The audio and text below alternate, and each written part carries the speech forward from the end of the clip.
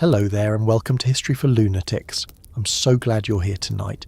Pull up something comfortable. Maybe a blanket, maybe a warm drink, maybe just a quiet corner where the day has finally stopped asking things from you. Tonight we are not going to a battlefield, not at first. We are not beginning in a helicopter over a jungle, or inside a command room full of maps, or at a protest where police lights flash against the faces of angry students. We are going somewhere much smaller.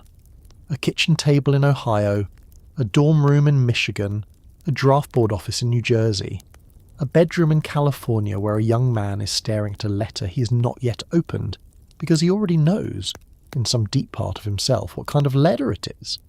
That is where this story begins. Not with generals, not with presidents, not with the great machinery of war, but with ordinary young Americans in the 1960s and early 1970s trying to answer one question that landed in their lives before many of them had even learned who they were. What do you do when your country tells you it may be time to go? It is a strange thing to imagine now, especially if you are listening from a world where war is something you mostly encounter through headlines, documentaries, old photographs, or family stories that come out only when someone has had enough time and enough silence to speak. But for young men in the Vietnam era, war was not only on the evening news. It was in the mailbox. It was in the classification card carried in a wallet. It was in the numbers called by a draft board. It was in the look a father gave his son across breakfast, when neither of them wanted to say what both of them were thinking. The selective service system had existed before Vietnam, and men of draft age were required to register. During the Vietnam era, the system classified men for possible military service, with categories like 1A for those considered available, and other classifications for deferments or conscientious objection. That sounds tidy when written in official language. A system, a classification, a notice, a process. But inside a human life, it did not feel tidy. It felt like a hand reaching through the calendar, touching a birthday, touching a family, touching a future that had been imagined one way and might now have to become something else entirely. Before we step into the details, I want you to sit with the age of these young men for a moment. Not the political labels attached to them later, not draft dodger, not resistor, not coward, not hero, not radical, not patriot, just the age. 18, 19, 20, 21. Old enough to be legally pulled toward war, but often still young enough to have a childhood bedroom waiting at home. Young enough to have a mother who still worried whether they ate properly. Young enough to be unsure how to speak to a doctor without sounding nervous. Young enough to write long letters to girlfriends in handwriting that still looked like school.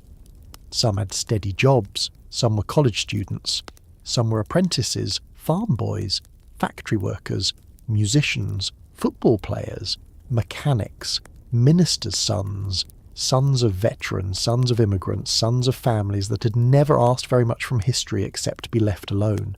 And then history did not leave them alone. That is the part that can be hard to understand if we make the story too simple. The young men who tried to avoid the Vietnam draft did not all come from one kind of background or hold one kind of belief.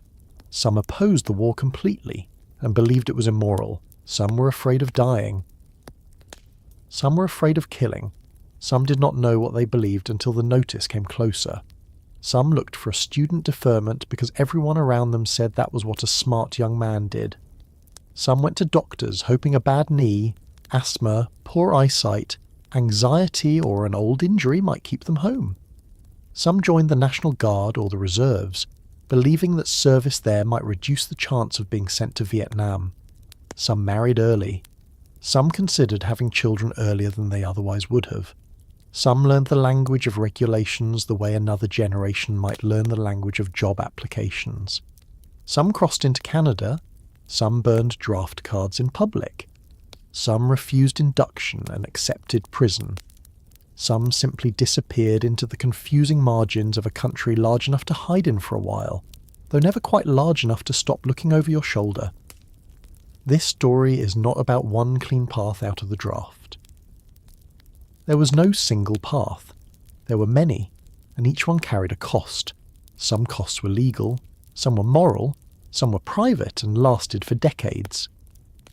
If you find this kind of storytelling speaks to you, if you enjoy settling into the overlooked rooms of history and looking closely at the ordinary people standing there, it would mean the world to me if you hit the subscribe button and give this video a like. You do not have to do it right now. Do it when something in the story makes you pause, when some detail catches you off guard, when you feel that quiet pull of the past becoming less distant than it was a minute ago. And if you feel like it, tell me where you're listening from tonight. What time is it where you are? Are you in bed? Are you at your desk? Are you listening from a city that was full of student protests once, or a small town where draft notices arrived quietly and no one talked about them too loudly? I read those comments, and with a topic like this one, I know many of you may have fathers, grandfathers, uncles, neighbours, teachers, or old family friends whose lives were shaped by these years in ways they still do not fully explain. Now let us move carefully into it, because this is one of those subjects where the words people use can become heavy very quickly. To call someone a draft dodger is already to make a judgment. To call someone a resistor is to make a different one. To call someone lucky because his number was high, or unlucky because his number was low, is to reduce a whole life to a draw from a capsule. But for millions of young men during the Vietnam era, luck really did sit strangely close to policy. On December 1st, 1969, the United States held the first draft lottery for Vietnam-era induction calls, assigning numbers to birth dates for men born from January 1st, 1944, through December 31st, 1950. The order in which your birthday was drawn could determine how likely you were to be called. Think about that for a moment. Your birthday, the date that had once meant cake, candles, relatives calling from another room, maybe a small present wrapped badly by someone who loved you, became a number watched by families across the country. A birthday could become a warning. A birthday could become a reprieve. Young men gathered around televisions and radios, or waited for newspapers, or heard the news from friends who had been watching. Some numbers meant that life might continue almost as planned. Other numbers meant that the future had narrowed overnight. It is difficult to explain the emotional force of that if you have never had the state take something as personal as the day you were born and turned it into an order of risk. And this was only one version of the fear. Before the lottery, draft boards had already been making decisions that could change a young man's life. Local boards reviewed classifications, deferments, medical claims, student status, family circumstances, and conscience claims. The process could feel intimate and distant at the same time. Intimate because it examined the details of your life. Distant because the people doing the examining were often older men behind desks, using rules that seemed both official and uneven. The draft did not fall equally across the country. It did not fall equally across class lines. College deferments, medical documentation, legal knowledge, family connections, and the ability to navigate bureaucracy all mattered. A young man from a comfortable family might have parents who knew a lawyer, a doctor willing to write a careful letter, a college office that understood the paperwork, or a relative who could explain which forms to file and when. A young man without those supports might simply receive the notice, appear when told, and hope. This is one of the central tensions of the Vietnam draft story. It was presented as a national obligation, but the ways out of it were often easier to find if you already had advantages. That fact haunted the era.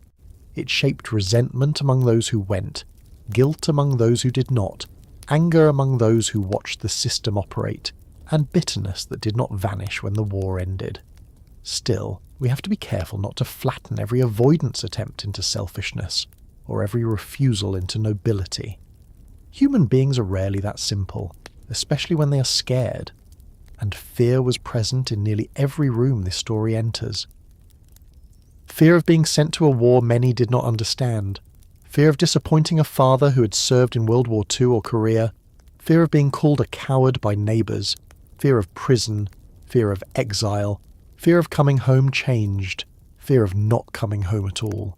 The Vietnam War was the first war many American families watched nightly on television, with images of combat, wounded soldiers, burning villages, helicopters, body counts, and official statements entering living rooms in a way that made distance harder to maintain. A young man did not have to imagine war only from a recruiting poster or a patriotic speech. He could see pieces of it during dinner. He could watch reporters standing in places whose names became familiar and frightening. Da Nang, Khe San, Hue, Saigon, the Mekong Delta. He could hear casualty numbers and then look down at his own hands, still soft from school or rough from work, and wonder what those hands would be asked to do. For some, the decision to avoid the draft began as a practical calculation. Stay in school, keep the grades up, do not lose the deferment, do not drift, do not fail out. College, for many young men, became not only a place of education, but a shelter with deadlines. The lecture hall, the dormitory, the library, the campus job, all of it could sit under the shadow of the draft board. A bad semester might mean more than embarrassment. It could mean reclassification. It could mean the letter. For others, the search for a way out moved through the body. Medical examinations became moments of intense hope. A young man might arrive with records of asthma, allergies, a heart murmur, flat feet, poor eyesight, a shoulder that never healed properly, a history of anxiety, stomach trouble, or anything else that might matter. Some conditions were real and serious, some were exaggerated, some were invented. Some men lost weight or gained weight deliberately. Some arrived at physicals after long nights without sleep. Some studied stories passed from friend to friend about how to fail the exam. Much of that folklore was unreliable, but fear makes people listen carefully to rumours. In another corner of the country, the path led north. Canada became more than a place on the map. It became an idea whispered in dorm rooms and kitchens, a possible exit, a word that could divide families. To go to Canada was not simply to take a trip. It could mean leaving parents, siblings, a girlfriend, a hometown, a language of belonging, and stepping into a new life under a cloud of uncertainty. Some who went were welcomed by networks of activists and churches. Some arrived lonely and unprepared. Some built lives there and never returned permanently. Others came back years later to a country that did not quite know whether to forgive them, ignore them, or keep arguing about them. Then there were the men whose avoidance was public, deliberate, and confrontational. Draft card burning became one of the most recognisable acts of protest, though it was never as common as the images made it seem. The draft card itself was small, ordinary, bureaucratic. That was partly why burning it mattered. It turned paperwork into theatre. It made refusal visible. It said, in front of cameras, police, friends, strangers, and sometimes federal authorities, that this young man would not let the state quietly process him. But visibility carried danger. Public resistance could bring prosecution, surveillance, violence, and permanent estrangement from people who believed obedience was a duty. Others took the quieter but equally serious path of conscientious objection. They argued that their religious or moral beliefs prevented them from participating in war, or in some cases from bearing arms. Official recognition of conscientious objector status existed, but receiving it could require convincing a draft board that one's opposition was sincere and met the rules.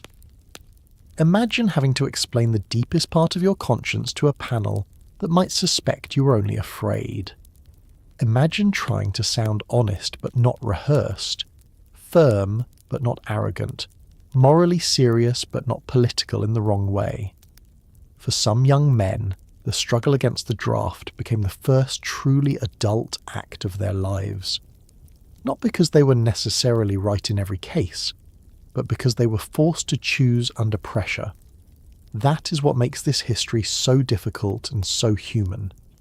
It is not only the story of evasion, it is the story of a generation negotiating with authority, family, religion, class, masculinity, fear, and conscience all at once. The government asked for bodies. Families asked for honour. Churches asked for moral clarity. Movements asked for courage. Friends asked, what number did you get?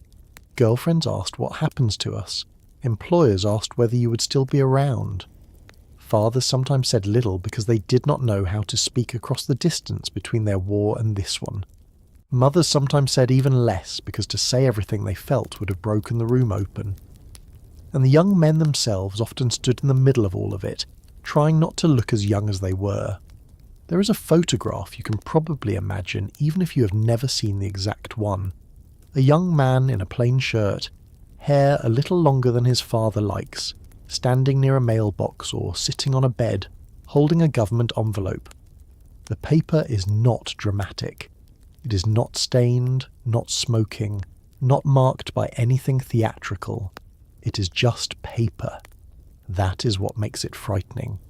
So much of history arrives that way, not with a drum roll, but with an envelope.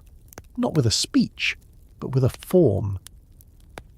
Not with a villain stepping into the room, but with a polite instruction printed in official language. Report here. Appear then. Bring this. Sign that. Failure to comply may result in penalties.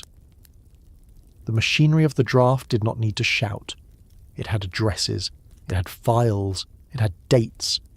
And against that machinery, young men used whatever they had.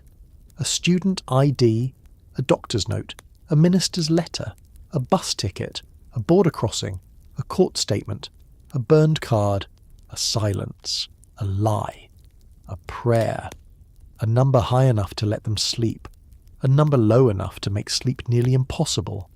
Tonight, we're going to follow those paths one by one, not to excuse every choice and not to condemn every choice, but to understand the world in which those choices were made.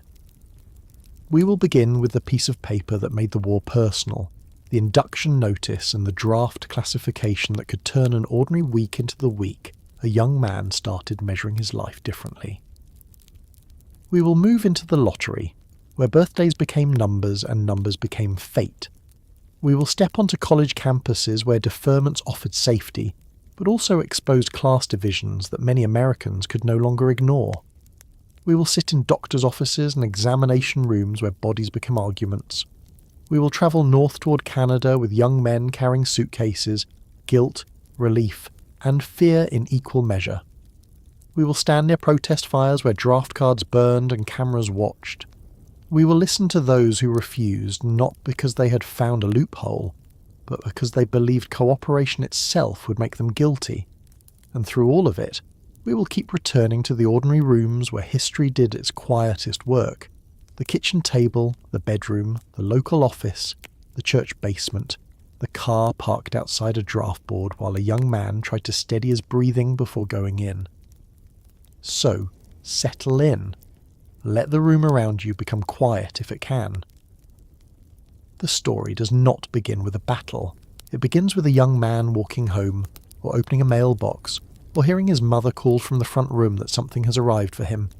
He takes the envelope. He knows the return address before he fully reads it. He turns it over once, as if the back of it might offer another answer. Somewhere far away, a war is already happening. Somewhere much closer, his life is about to be sorted into a category. Somewhere far away, a war is already happening. Somewhere much closer, his life is about to be sorted into a category. And then, in late 1969, for a particular group of young American men, even the category was no longer the strangest part.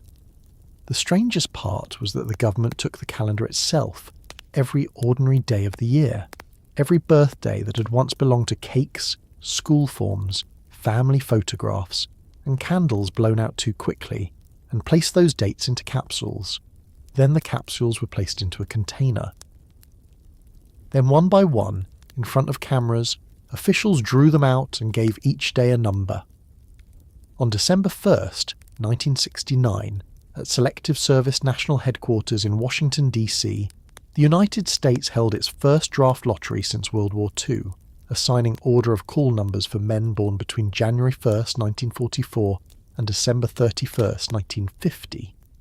That is a dry sentence. It sounds like something you would find in a government file or a paragraph in a textbook. But inside American homes that night, it was not dry at all. It was personal. It was immediate. It was the kind of event that made a living room go quiet while the television kept talking. Imagine being 20 years old and watching your birthday lose its privacy. Imagine seeing the day you were born taken out of a plastic capsule by a stranger, read aloud, posted on a board, and changed forever into a measurement of danger. September 14th was the first date drawn, and the men born on September 14th in the covered birth years were assigned number 1. April 24th was assigned number 2. December 30th was assigned number 3. February 14th, Valentine's Day, became number 4. The drawing went on until every day of the year, including February 29th, had been matched with a number between 1 and 366. The final date drawn, June 8th, received number 366. For those watching, the meaning was simple enough to understand without a lawyer, without a civics teacher, without anyone explaining it gently. Low number, high risk. High number, breathe. The first lottery applied to about 850,000 young men, and as the calls later played out, men with lottery numbers 1 through 195, who were classified as available for service, were called to report for possible induction. That meant number 196 felt different from number 195 in a way that no one could have predicted while the capsules were still turning in the container. One number could become a line across a life. On one side, a man might be told to report. On the other, he might remain home. Not because of courage, not because of politics, not because he had argued better, studied harder, prayed more sincerely, or impressed a draft board. Because his birthday had fallen on one side of a number. This is one of those historical facts that becomes more unsettling the longer you sit with it. A government can create order out of chaos, or it can try to. It can say that the old system was unfair, that local boards had too much power, that deferments and classifications had created resentment, that the country needed a method that appeared more equal. There is truth in that. Before the lottery, the draft system had relied heavily on classification, age, deferments, local decisions, and the judgment of draft boards. Many Americans believed the process favoured the educated, the well-connected, and those who knew how to work the system. A lottery seemed, at least in theory, cleaner. Everyone had a birthday. Every date could be drawn. A young man could not charm the calendar. He could not negotiate with September 14th or December 30th. He could not ask February 14th to consider his circumstances. The randomness was supposed to feel fairer, and for some people it did. But fairness is a difficult thing when the prize is not money, not a scholarship, not a place in line, but the possibility of being sent to war. The language of lottery has always carried a strange cheerfulness in American life. People buy lottery tickets at gas stations. They talk about luck. They imagine sudden escape from ordinary problems. But this lottery turned luck upside down. The winning numbers were not winning numbers. The low numbers were not gifts. Nobody wanted number 1. Nobody wanted to hear that his birthday had been pulled early. A man born on September 14th could sit in a room full of friends and in the space of a sentence become the one everyone looked at differently. Someone might try to make a joke, because young men often reach for jokes when fear enters the room. Someone might say, well, that's just great. Someone might laugh too loudly. But underneath the laughter, a calculation would begin. What is my classification? Am I still a student? When does my deferment end? What if I fail a class? What if my draft board calls me? How long do I have? And somewhere else, perhaps in another town, a young man born on June 8th might hear number 366 and feel a kind of relief so strong it almost embarrassed him. He might look at his parents and see his mother's shoulders loosen. He might call a girlfriend. He might walk outside into the cold air and realise that the street looked exactly the same as it had before, even though the future had changed. Nothing had happened, and everything had happened. That was the nature of the lottery. It did not move tanks. It didn't fire rifles. It did not land helicopters in rice paddies. It changed the pressure inside a human life. The event itself had a strange modesty to it. It was not glamorous. There was no grand patriotic pageant. There were no flags large enough to cover the discomfort of what was being done. Contemporary accounts described a plain government setting, a container of capsules, officials drawing dates by hand, numbers being recorded and posted.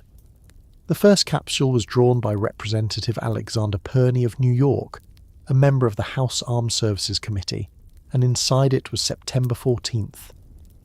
That simple act created a sentence thousands of men would remember for the rest of their lives. September 14th, number 1. It is hard to overstate how durable those numbers became in memory. Veterans remembered them. Men who never served remembered them. Wives remembered them. Brothers remembered them. The number became a private historical marker, like remembering where you were when a president was shot, or when a war ended, or when a child was born. Except this marker was attached directly to the self. If you were of age, you did not remember the lottery as an event out there in the country.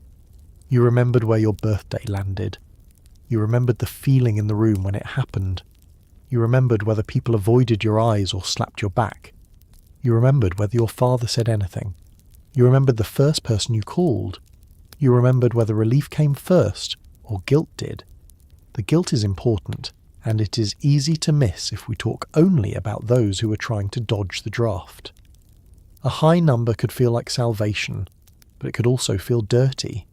A young man with number 320 might be safe, while a friend with number 47 was not. They might have sat in the same classrooms, played on the same basketball court, worked the same summer job, borrowed the same records, chased the same girls, driven the same streets on Friday nights. Then a government drawing separated them. One could plan. One had to prepare. And because the system wrapped that difference in randomness, there was no clean way to explain why one life had been spared the immediate pressure and another had not. It was luck, and luck does not answer moral questions. It only creates them. What do you say to a friend whose number is low when yours is high? Do you say, "I'm sorry"? Do you say maybe you won't be called? Do you say the war might end? Do you say nothing? Silence did a lot of work in those years. Families became experts in silence. Young men did too. A low number entered the house and sat there. It sat at the dinner table. It sat in the car. It sat beside the bed at night. It was there when a mother folded laundry, when a father read the paper, when a younger sibling asked something careless and was told to hush. In many homes, the draft was not discussed constantly, but that did not mean it was absent. It was present in the way people paused. It was present in the way a son's plans for next summer suddenly sounded conditional. It was present in the sentence, "We'll see." A young man might say he was thinking about taking a job in another city, and someone would answer, "We'll see." He might mention getting married, going back to school, buying a car, applying for an apprenticeship, and the same quiet phrase could return, "We'll see." The lottery did not end uncertainty. It organised it. It gave uncertainty a number. For young men with very low numbers, the choices narrowed quickly. If they were already classified 1A, meaning available for military service, they had reason to expect a call unless something changed. If they had a student deferment, they had to protect it. If they had a medical issue, they had to document it. If they had religious or moral grounds for conscientious objection, they had to prepare to make the case. If they had no clear path, they had to decide whether to comply, delay, maneuver, resist, or run. That is why the lottery belongs at the centre of any story about avoiding the Vietnam draft. It did not create every method of avoidance, but it changed the urgency around them. A vague fear became a schedule. Rumours became plans. Plans became appointments, forms, phone calls, arguments, bus tickets, and sometimes decisions made in the middle of the night because morning felt too late. The number also changed the way young men looked at their own bodies. A man with a high number might live with his asthma, his bad knee, his old football injury, his poor eyesight, without thinking about it much. A man with a low number might suddenly review every weakness as if reading a legal document. Did the knee lock? How often? Was there a record? Did a doctor write it down? Could a childhood illness matter? Could anxiety be recognised? Would the examining physician believe him? Could he prove what he had never needed to prove before? The body became evidence. A limp became a possible argument. A medical file became a shield if it was thick enough, credible enough, timed correctly enough. That is not to say every medical claim was false. Many were real. Some men had conditions that should have excluded them from service, and had to fight to have those conditions taken seriously. Others exaggerated. Others learned that the line between a problem and a disqualifying problem could be thin, technical, and dependent on the judgment of men they had never met. The lottery made that line matter. It made a young man's own lungs, eyes, bones, blood pressure, and nerves part of his relationship with the state. There is something almost intimate about that, and not in a comforting way. A birthday on a board could lead to a physical examination in which strangers measured, questioned, inspected, and classified the body for war. At the same time, the lottery changed campuses. Before the drawing, many college students already understood that school could protect them, but after the drawing, the meaning of a deferment became sharper. The dormitory hallway was not only a place of noise, laundry, records, and late-night talk. It became a place where numbers were compared. Someone's door might open, and a voice would ask, "What did you get?" Not what grade did you get? Not what did your parents say? What number? The number spread through campuses like weather. Some men wrote it down. Some tried to pretend they did not care. Some who had low numbers became suddenly serious about grades in a way that had nothing to do with ambition. A failed course could be more than academic trouble. Losing student status could mean losing time. The library for some became not only a place to study, but a place to remain deferred. That sounds cynical until you imagine being 19 and trying to understand whether a term paper might stand between you and a war you watched on television. The phrase student deferment can sound bureaucratic, almost harmless, but it carried enormous social weight.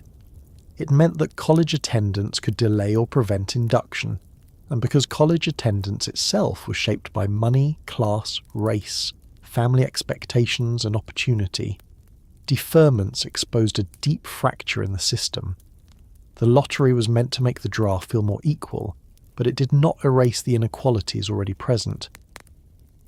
A young man in a university had officers to advise him, professors who might understand, classmates sharing information, and parents who might help pay for continued enrollment. A young man working full-time after high school might have none of that. His number was his number, but his options were not the same. That difference angered people, and it should. Not because every student was a coward, and every non-student was noble. That is too easy, and history rarely rewards easy judgment. It angered people because the system could speak in the language of national duty while distributing risk unevenly. Poorer young men, working-class young men, men without institutional protection, and many men from communities with fewer resources often had less room to manoeuvre. The lottery drew birthdays, but American life had already drawn lines around who would help reading the rules.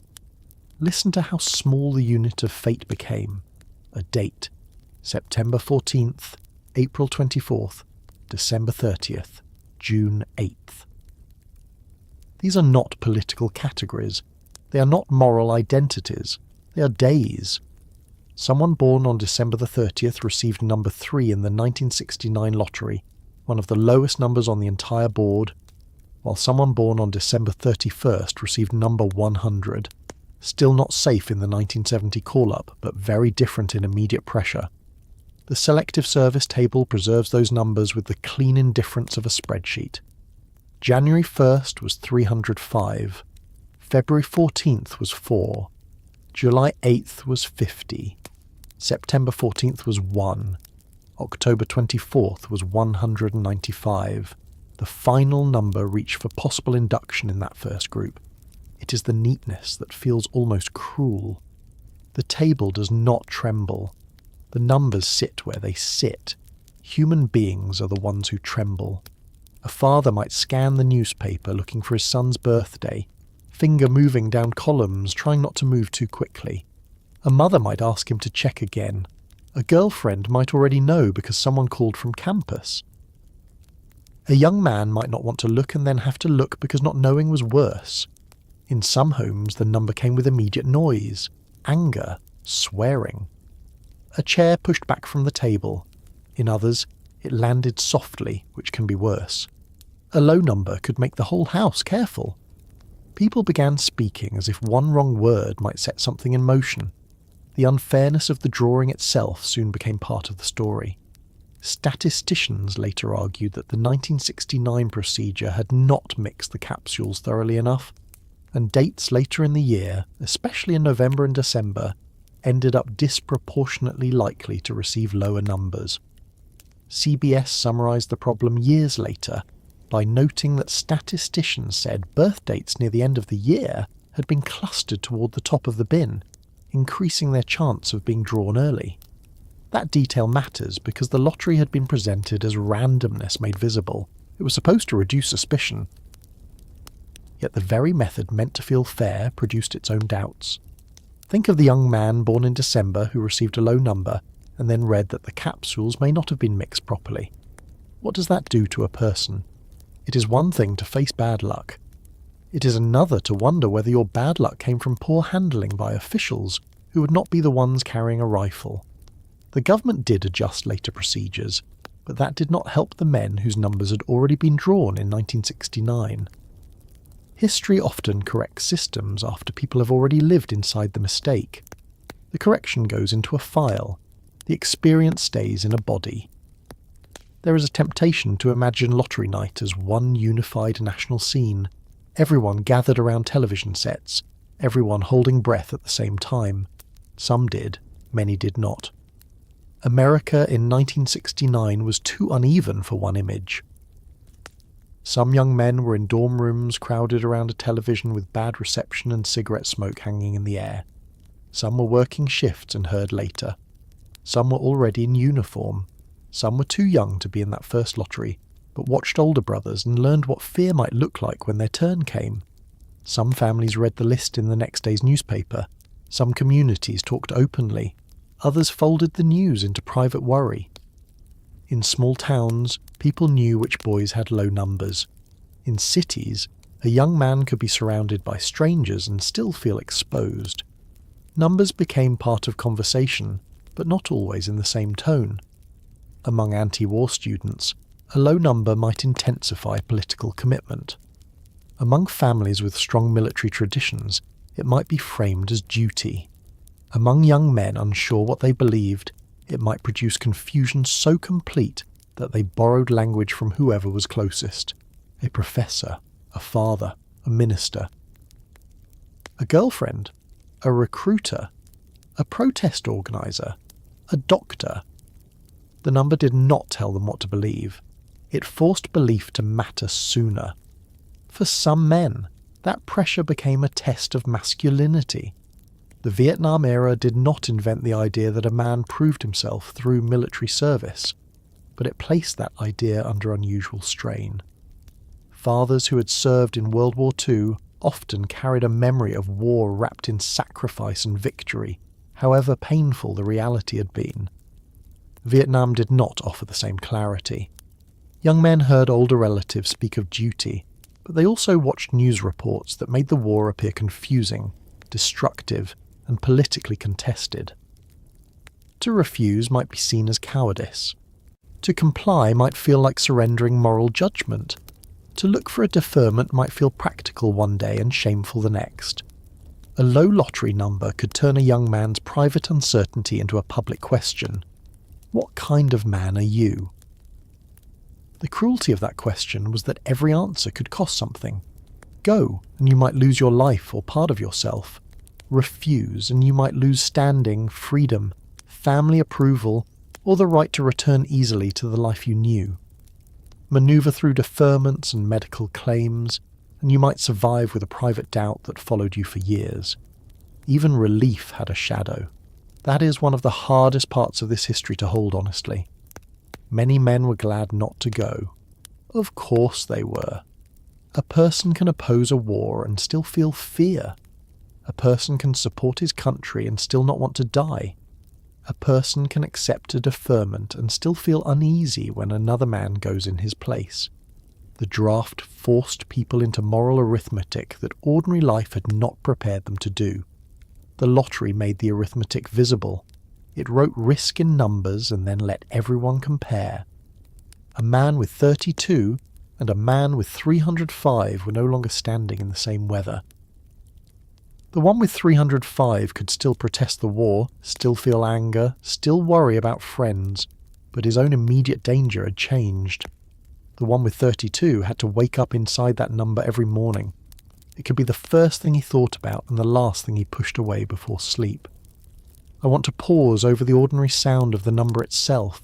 32, 47, 152, 305. These are not dramatic words. They are not the language of speeches. They are the language of tickets, classrooms, waiting rooms, lockers, forms. That is why they worked so deeply into memory. A man did not need to explain the whole war to another man of his generation. He could say, I had 27, or I had 312. That was enough to open a room. The number became a compressed autobiography. It told you what kind of pressure he had lived under, though not what he did with it.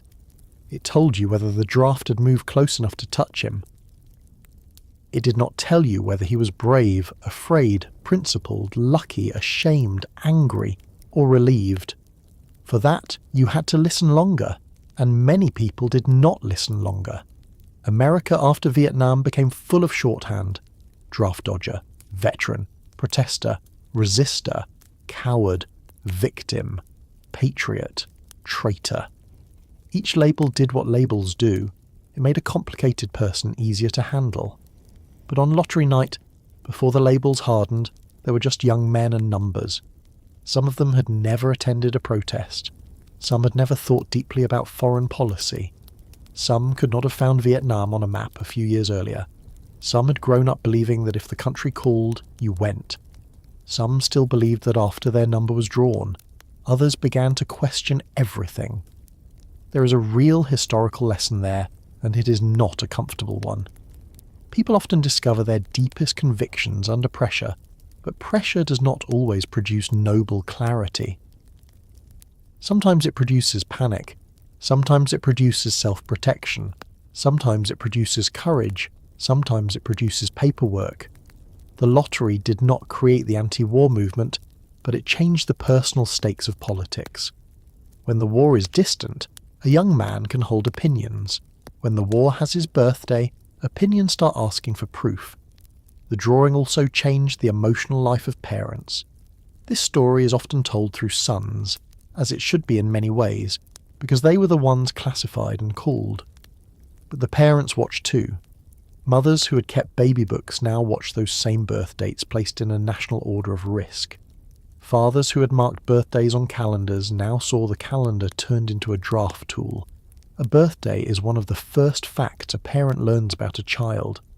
Before personality, before voice, before talents, before disappointments, before arguments over haircuts or grades or girlfriends, there is the date. Born at 3:12 in the morning. Born at. Born on a rainy Tuesday. Born during a snowstorm. Born 2 weeks late. Born on September 14th. The lottery took that family fact and made it public property. It is not hard to understand why some parents never forgot the number either. They had been present when the birthday first entered the family. They were present when the birthday entered the draft. A mother might remember labour pains and lottery night in the same private archive of fear. She might not say it that way. Many women of that generation did not narrate themselves in public language, but she knew. She knew the date had once brought him into her arms, and now might carry him away. For young men already trying to avoid the draft, the lottery could either relieve pressure or sharpen it. A high number might make some plans unnecessary. The appointment with a doctor could be cancelled. The conversation with a lawyer postponed. The idea of Canada pushed back into the realm of something other people did. A low number could have the opposite effect. Suddenly everything had to be done quickly and correctly. A man might visit the campus office to confirm his deferment. He might ask older students what they knew. He might call home and tell his parents he needed medical records. He might begin attending meetings where draft counsellors explain classifications, appeals, conscientious objection, and the risks of non-compliance. Draft counselling became an important part of anti-war and community organising. Churches, student groups, legal aid centres, and activist networks helped young men understand the selective service rules. Some counsellors opposed the war, some focused on legal rights, some did both. They taught men how to read the forms, how to meet deadlines, how to file appeals, how to document claims, how not to accidentally give up options by missing a date. The bureaucracy had its own terrain, and learning to move through it could feel almost like learning a second map of the country. Instead of rivers and highways, there were classifications, local boards, physicals, induction notices, appeal boards, and federal law. The young men who were best at this were not always the loudest protesters. Sometimes they were quiet, organised, nervous, and good at keeping papers in folders. That too is part of dodging a draft. Not every act is dramatic. Some are administrative. A properly filed appeal could buy time. A documented claim could alter a classification. A missed deadline could close a door. In a war remembered for helicopters and protest songs, the paper trail mattered. A young man might sit at a desk late at night, not burning anything, not chanting, not crossing a border, just filling out a form carefully because carelessness had become dangerous. There is a particular kind of fear in bureaucracy. It is not loud. It lives in small mistakes. Did I send the right copy? Did they receive it? Did I misunderstand the instruction? Did the local board meet already? Did my letter arrive too late? The draft lottery gave the fear a number, and the selective service process gave it a filing cabinet.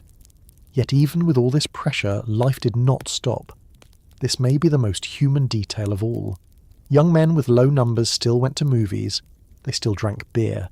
They still fell in love, fought with roommates, listened to music, worried about money, skipped meals, called home, and tried to act normal in public. The lottery did not make every hour solemn. Nobody can live at full dread all the time. There were jokes, there was denial, there was bravado. Some men announced they would never go. Some said they would go if called and privately hoped not to be. Some insisted they were not afraid, which is one of the more reliable signs that fear is somewhere nearby. The body has its ways of continuing. A man can carry a draft number in his wallet and still complain about a bad cup of coffee. He can know he may be called and still flirt badly at a party. He can lie awake at 3 a.m. and still oversleep for class.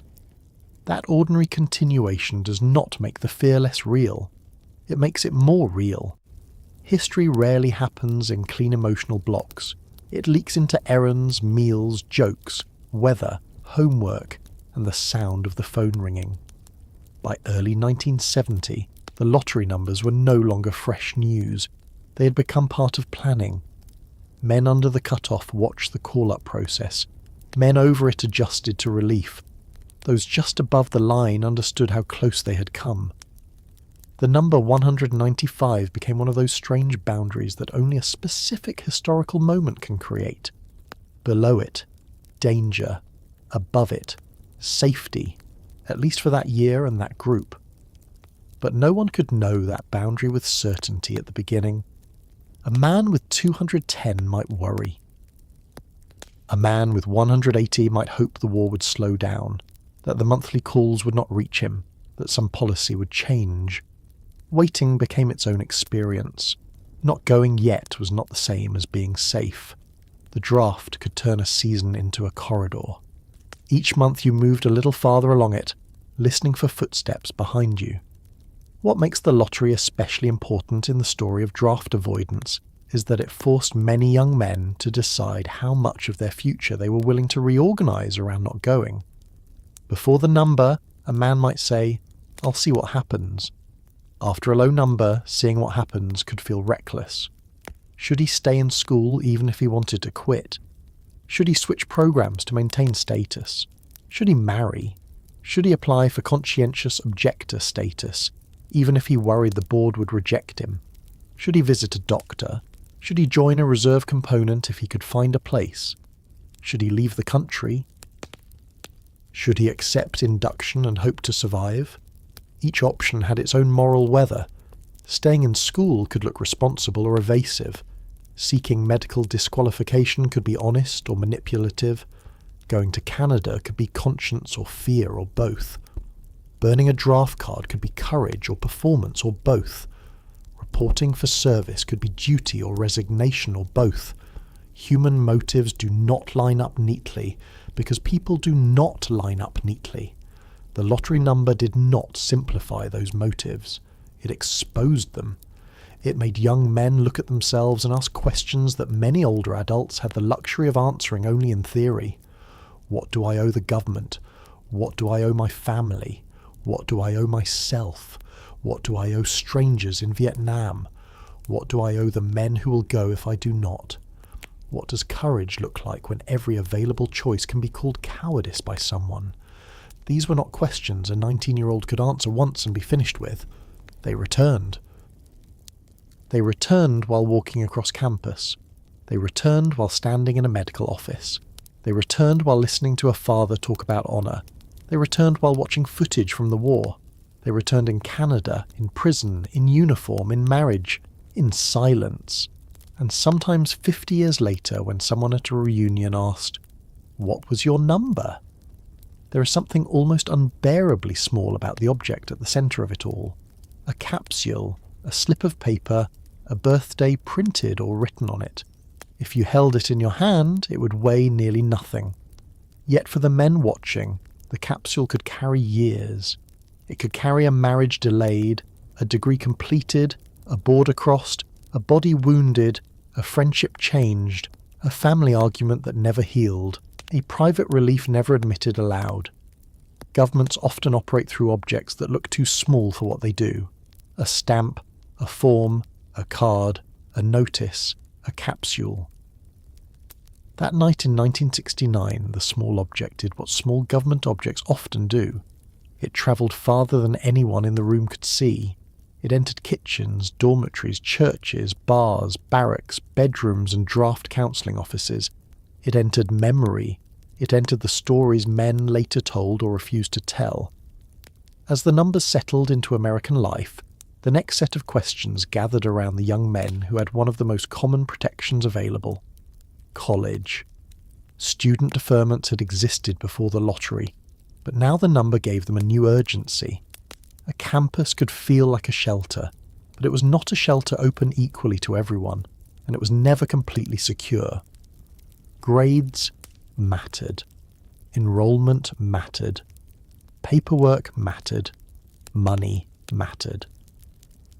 The young man with a low number and a student deferment might sit in a classroom listening to a lecture on European history, chemistry, English literature, or economics, while beneath the professor's voice another lesson repeated itself quietly. Stay enrolled, stay eligible, do not slip, do not lose the thin wall between this room and the induction centre. The young man with a low number and a student deferment might sit in a classroom listening to a lecture on European history, chemistry, English literature or economics, while beneath the professor's voice another lesson repeated itself quietly. Stay enrolled, stay eligible, do not slip, do not lose the thin wall between this room and the induction centre. That was the strange double life of the college campus during the Vietnam draft years. On the surface, it looked like youth. Brick walkways, crowded dining halls, cheap coffee, radios in dorm windows, wet coats hanging over chairbacks, boys with books under their arms trying to look older than they were, girls moving through the same hallways in a country that had not yet asked the same military question of them. It looked like exams and football games, late papers, student newspapers, crowded bulletin boards, posters for concerts, and the ordinary restlessness of people who are young enough to believe the future is waiting for them personally. But beneath all of that, for millions of young men, there was another campus map. Not the one printed for freshmen, the invisible one. It marked the registrar's office, the dean's office, the post office, the draft counselling table, the local board address back home, and the small place in the wallet where the selective service card sat folded against the body. College was not only a school. For many, it was a shelter. And like all shelters in a storm, it made people think constantly about the walls. The student deferment had not been invented for Vietnam, but Vietnam made it famous and bitter. The selective service classification 2-S, often written as 2-S, meant that a registrant was deferred because of activity and study, a formal way of saying that being enrolled as a student could delay his eligibility for induction. The selective service still lists 2S historically as a student deferment classification, alongside other deferments such as occupational, agricultural hardship and ministerial categories.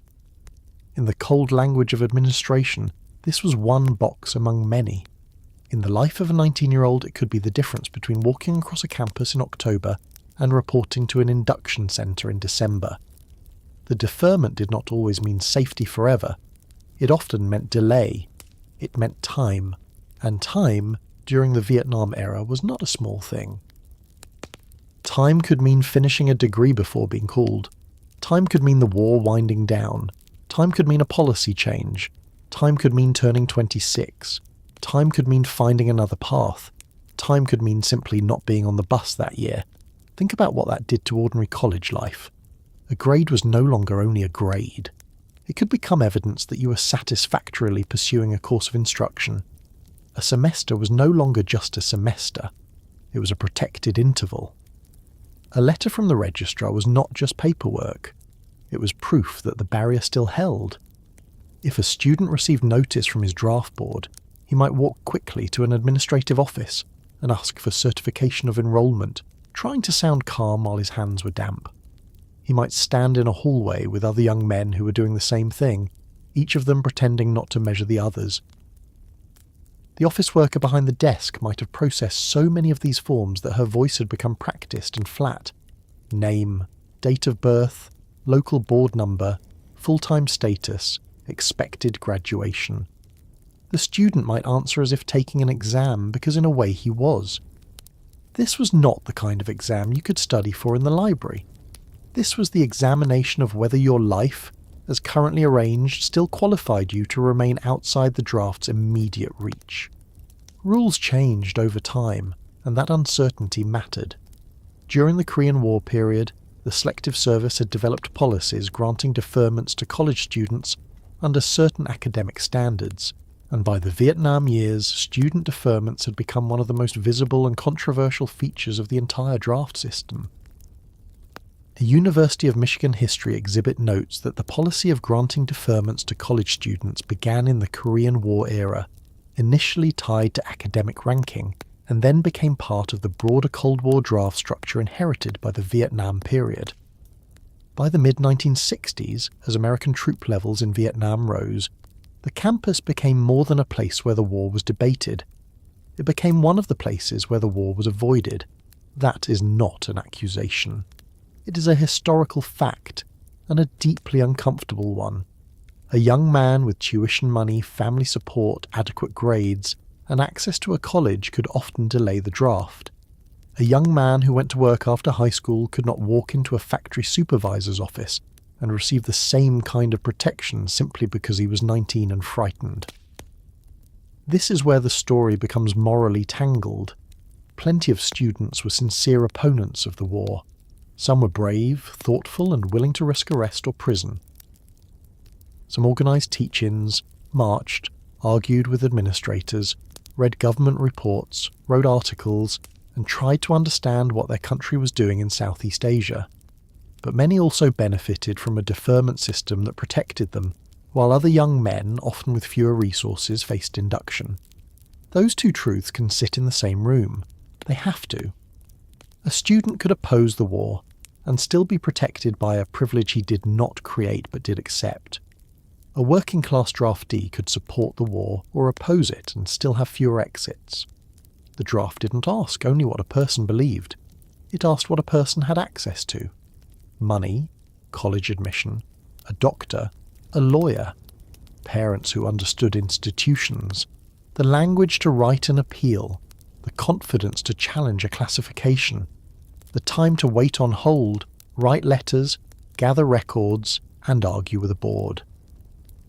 These things were not evenly distributed across American life.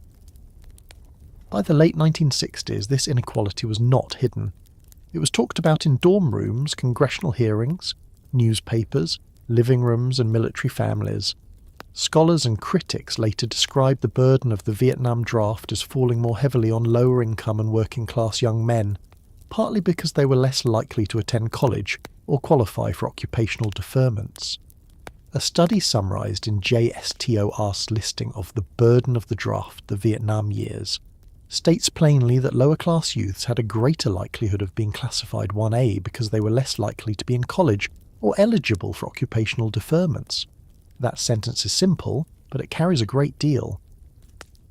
It means that a young man's relationship to war could be shaped before he ever registered by the income of his parents, the quality of his school, whether anyone in his family expected college, whether he needed to earn money immediately, whether he lived near a campus, whether he knew how to fill out forms, whether he had been told from childhood that he belonged in rooms with desks and officials. Inside the campus itself, the deferment produced its own small culture of vigilance. Students compared local boards the way they compared professors. Some boards were said to be strict. Some were rumoured to be lenient. Some young men heard that one state processed cases differently from another, or that one board was harder on students who transferred, took a light course load, changed majors, or seemed to be stretching school too long. Not all of these rumours were accurate, but accuracy was not the point. Fear made information valuable even when it was half true. A young man might know more about his draft board than about the town in which it sat. He might know the name of the clerk. He might know how long letters took to arrive. He might know which envelope meant routine business and which one made his stomach drop. In a dormitory, one student's reclassification could become a cautionary tale by dinner. Did you hear about Mark? He dropped below full time. Did you hear about Paul? His board reclassified him. Did you hear about Jimmy? He graduated and got called. These stories moved through campus quickly because each one was a warning wrapped in someone else's life. The phrase normal progress could become frightening. A student was not simply supposed to be enrolled.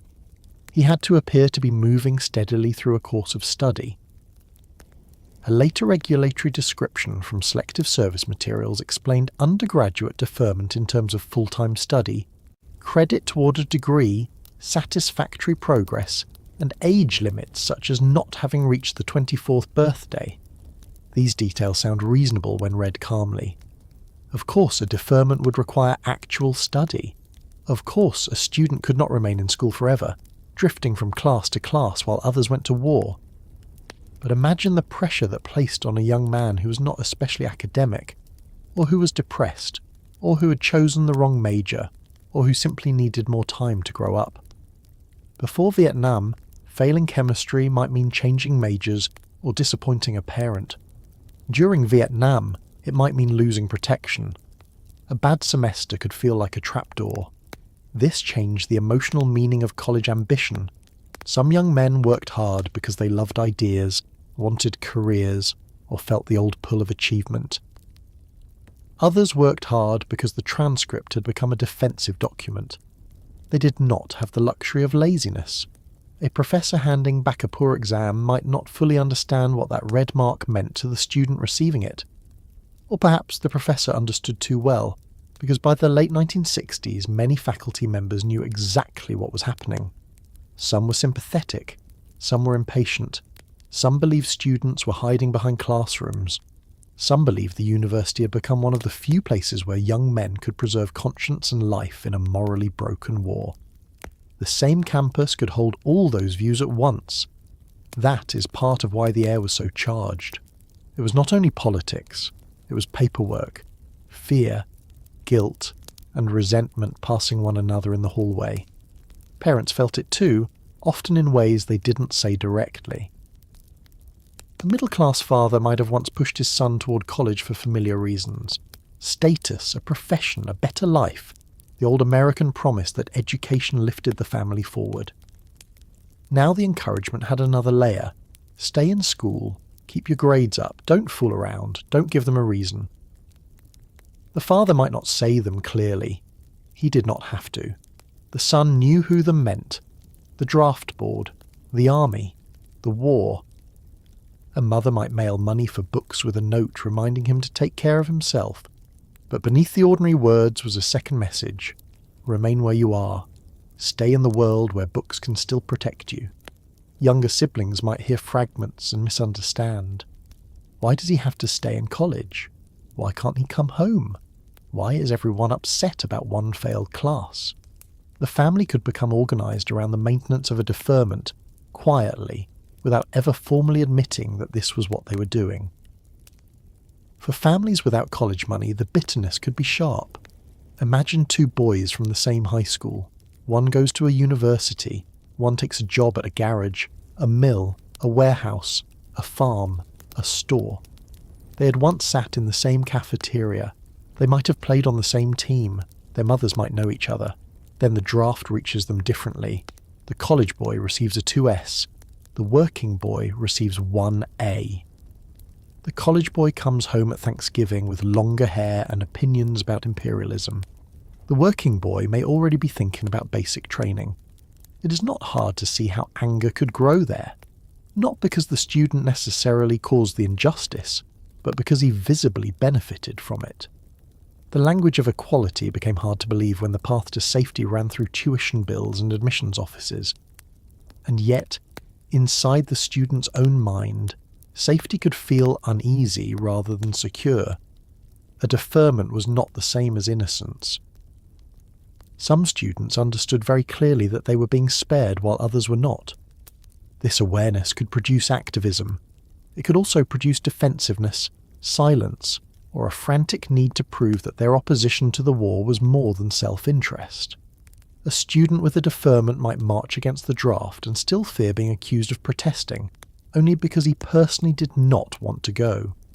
He might insist the war was immoral, and perhaps he was sincere, but the accusation could still find him at night. Would I believe this as strongly if my number were high, if my deferment was safe, if someone else were not going in my place? That question did not have one answer. For some, conscience came first and personal risk followed. For others, personal risk opened the door to conscience. For many, the two were tangled so tightly that separating them years later became impossible. The campus anti-war movement made this tension visible. Teach-ins began in 1965, with faculty and students using long public discussions to challenge official explanations of the war. Demonstrations grew. Draft boards became targets of protest. Military recruiters on campus became symbols of a war that students increasingly refused to treat as distant. The university, once seen by many families as a safe route into adulthood, became a place where the war entered through debates, posters, police lines, and sometimes broken windows. Some administrators tried to preserve order, some faculty joined students, some students wanted reform, some wanted revolution, some simply wanted their deferments certified and their exams postponed. To describe the students as one body is misleading. A university in 1968 or 1969 could contain future soldiers, draft resistors, quiet conservatives, radicals, exhausted pre-med students, religious pacifists, young men pretending to be more radical than they were, and young men pretending to be less frightened than they were. They shared classrooms, but not necessarily motives. There is a detail worth sitting with. The war made school feel both artificial and desperately important. A student might spend the afternoon reading Plato, Milton, calculus, or organic chemistry, while knowing that people his age were dying in provinces whose names appeared in the newspaper. The contrast could feel obscene. It could also feel protective. The smell of chalk, library dust, cafeteria coffee, wet wool coats, mimeographed flyers, and cigarette smoke became the smell of temporary safety. Outside the lecture hall, a bulletin board might announce a draft counselling session at a church basement. Inside, the professor might continue explaining the causes of the French Revolution, and the young men in the room, especially those with low numbers or uncertain classifications, might listen with only half their minds. Their notebooks could contain class notes on one page and draft questions on another. What forms? What deadline? What happens if I transfer? Can they take me during finals? Does graduate school count? What if I'm accepted into law school? What if I lose full-time status? What if I cannot afford next semester? Graduate school became its own complicated refuge, and then a shrinking one.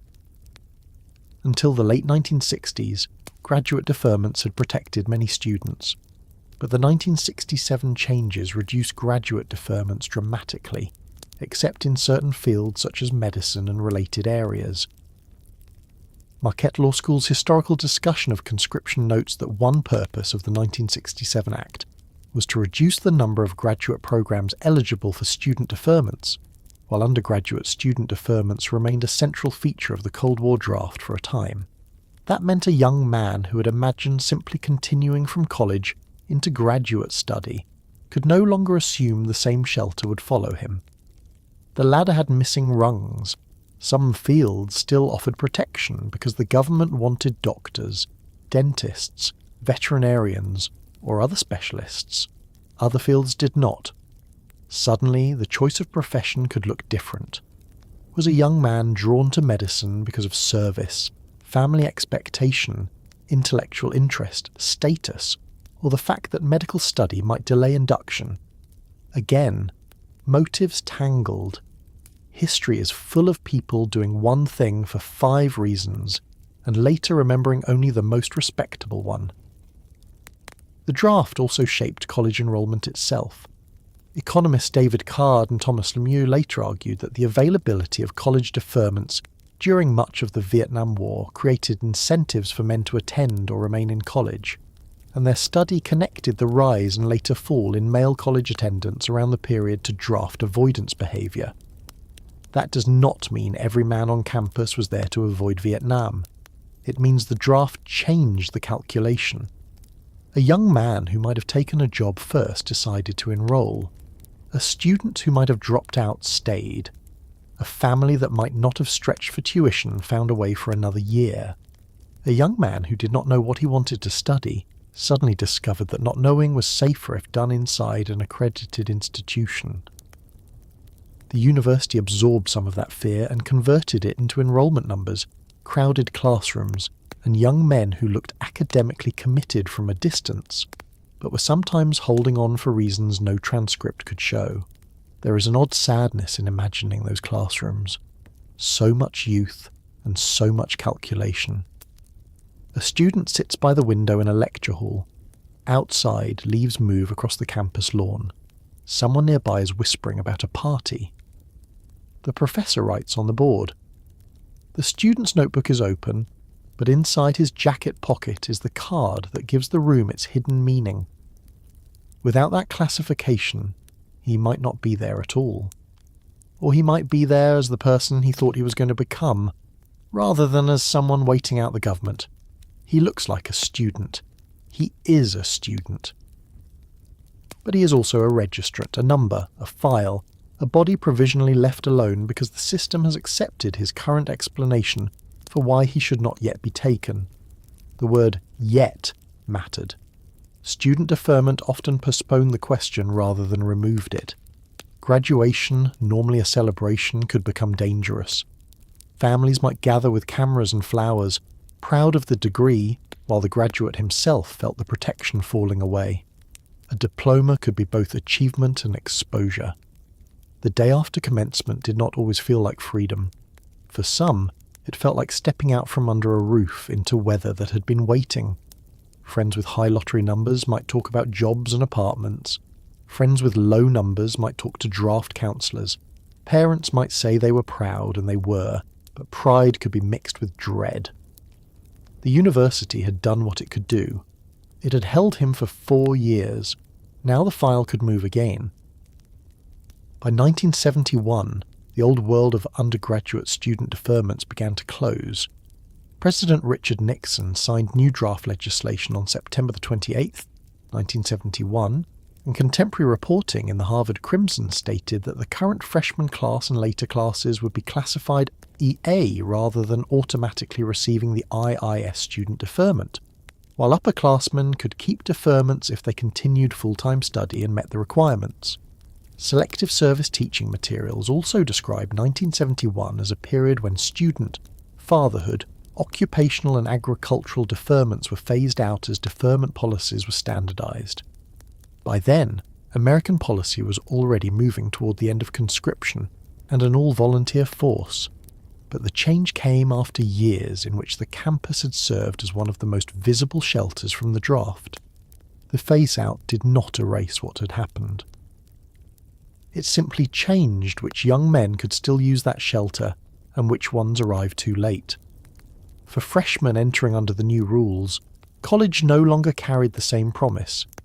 Imagine hearing older students talk about the TUS as something they had, something that had protected them, while you were told that your own year would not receive it in the same way. That kind of timing leaves a mark. History often works like that, through doors closing just as a person reaches them. One class safe, the next exposed. One group grandfathered, another not. It is easy for policymakers to describe transitions in technical terms. For young people, the timing can feel personal, even when it is not. A boy born a year earlier may live under one rule, his brother may live under another. Families know the difference.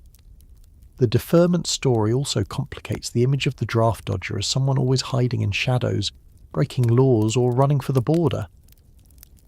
Much of draft avoidance happened in plain sight, through legal channels, inside respectable institutions. A college student with a 2S was not necessarily violating the law. He was using the law as written. That is precisely why the issue became so bitter. Legal does not always mean equal. Respectable does not always mean morally clean. The most socially acceptable way to avoid the draft was often the one most available to the already advantaged. A student could remain within the approved boundaries of American life while avoiding service. Attend class, maintain grades, file forms, graduate if possible, hope the war ended or the lottery spared him. A man who lacked that path and refused openly might be called criminal. This contrast sits at the heart of the era's anger. The quiet avoidance of the privileged could look normal. The desperate avoidance of the less privileged could look dishonourable. At the same time, some students did give up deferments or refused to hide behind them. Some turned in draft cards, refused induction, applied for conscientious objector status, or risked prison. Others left school and accepted the consequences. These choices were not common enough to define the whole campus, but they mattered. They remind us that privilege does not determine every decision. It shapes choices, but it does not make them for everyone. A young man could have a deferment and still decide that benefiting from it, while opposing the war, was unbearable. Another could have no deferment and still choose to serve. Another could use every legal avenue available and feel no guilt at all. The human range is wide, and any honest history has to leave room for it. The uneasy safety of youth in those years came from this mixture of protection and fear. College gave many young men time, but it did not give them innocence. It gave them a reason to remain home, but not always peace about remaining. It gave families hope, but hope with conditions attached. Keep studying. Keep passing. Keep paying. Keep the board informed. Keep your head down or raise your voice, depending on what your conscience can stand. The campus was not separate from the war. It was one of the places where the war sorted people, delayed people, politicized people, protected people, and exposed the country's inequalities with a clarity that made many Americans deeply uncomfortable. Late at night, after the dining hall closed and the library lights thinned out, A student might return to his dorm room carrying books he had barely read. His roommate might be asleep. Someone down the hall might be playing music softly, the kind of music that later generations would turn into a soundtrack for the whole era, though at the time it was just a record turning in a room full of smoke and dirty laundry. On the desk there might be a blue book, a half-written paper, a letter from home, and a draft notice or classification card tucked beneath something else, because he did not want to look at it directly. He might sit there for a while without turning on the bright overhead light. He might think about dropping a class and then remember he could not. He might think about a friend whose number was lower. He might think about a boy from high school already in uniform. He might think about Canada, though he had not yet said the word aloud. He might think about the doctor back home who knew about his knee, his asthma, his ulcer, his nerves, or whatever weakness in his body might now have to become part of his case. The campus had held him for another day, but the draft had a way of following even into rooms that smelled of books and youth, and soon enough the search for safety would move from the registrar's office to the examination room, where a young man's body itself would be asked to testify. The campus had held him for another day, but the draft had a way of following even into rooms that smelled of books and youth, and soon enough the search for safety would move from the registrar's office to the examination room, where a young man's body itself would be asked to testify. This is one of the stranger parts of the Vietnam draft story, because after all the speeches, after the lottery numbers, after the arguments at dinner tables, after the student deferments and the appeals and the talk about duty and conscience, there came a moment when a young man had to stand under fluorescent lights and become, for the government, a set of lungs, feet, eyes, joints, teeth, scars, reflexes, weight, blood pressure, hearing, and nerves. The body became paperwork. A bad knee was no longer just a bad knee. Asthma was no longer only something that made gym class difficult. A childhood operation, a broken collarbone, a heart murmur, a history of depression, a stomach ulcer, poor eyesight, flat feet, allergies, epilepsy, a limp, a missing finger, a damaged shoulder, even dental work. All of it could become part of the question. Not who are you? Not what do you believe? Not what kind of future did you imagine for yourself, but are you acceptable for military service? The Selective Service's historical classification list for 1948 through 1976 included 4F for a registrant not qualified for military service, and that one small classification became one of the most desired, resented, joked about, and morally complicated labels of the era. A 4F did not sound glamorous. It did not sound heroic. It did not carry the clean language of conscience or the respectable language of college. It meant the government had looked at you and decided, for physical, mental, or administrative reasons, that you were not fit to be taken. In another context, this might have felt humiliating, and for some men, it did. American masculinity in the mid-20th century still leaned heavily on toughness, stamina, silence, and the ability to do what was asked without complaint. To be told you were unfit could sting, especially if your father had served or your brothers had served or the men in your town treated military service as a test no decent man avoided. But during Vietnam, the same word could also feel like deliverance. Unfit meant home. Unfit meant no induction. Unfit meant your body, which may have troubled you for years, had finally given you something useful. It is hard to imagine the mixture of relief and embarrassment that could come with that. A young man might leave the induction centre feeling as if he had escaped, but also as if he had been stamped publicly with weakness. He might not know which feeling to trust. The physical examination itself acquired a reputation that was almost mythic among young men, though in practice it could be rushed, impersonal, embarrassing, and uneven. A physical exam was required as part of induction, and later summaries of the process describe the standard exam as a relatively cursory inspection by a military doctor looking for obvious limitations or disqualifying conditions. The young men waiting for it often knew this before they arrived. Stories travelled. Someone had an uncle who said the doctors barely looked up. Someone else heard that a certain examination station was strict. Another heard that another station was easy. One friend said flat feet worked. Another said flat feet no longer worked unless severe. Someone said asthma was enough. Someone else said no, only if you had records. Someone said a psychiatrist's letter carried weight. Someone said the board ignored everything unless the doctor used exactly the right words. In dormitories, coffee shops, church basements, draft counselling offices and back seats of cars, these details were repeated, corrected, exaggerated, and passed along like survival folklore. The folklore mattered because nobody wanted to walk into the examination room empty. A young man with a low lottery number might begin looking at his own medical history with a seriousness he had never given it before. He might call his mother and ask whether she still had records from when he was sick as a child. He might ask about that time he wheezed all winter, or the operation he barely remembered, or the doctor who once said something about his spine. A mother might search drawers, closets, shoeboxes, old file folders, and envelopes that had been moved from house to house. She might find vaccination records, school forms, a bill from a paediatrician, a hospital bracelet saved for sentimental reasons that now seemed to have another kind of value. The past was searched for evidence. Childhood became a medical archive. Things that had once been private family memories were translated into official usefulness. Did he have asthma? Or was it only bronchitis? Was the knee injury documented?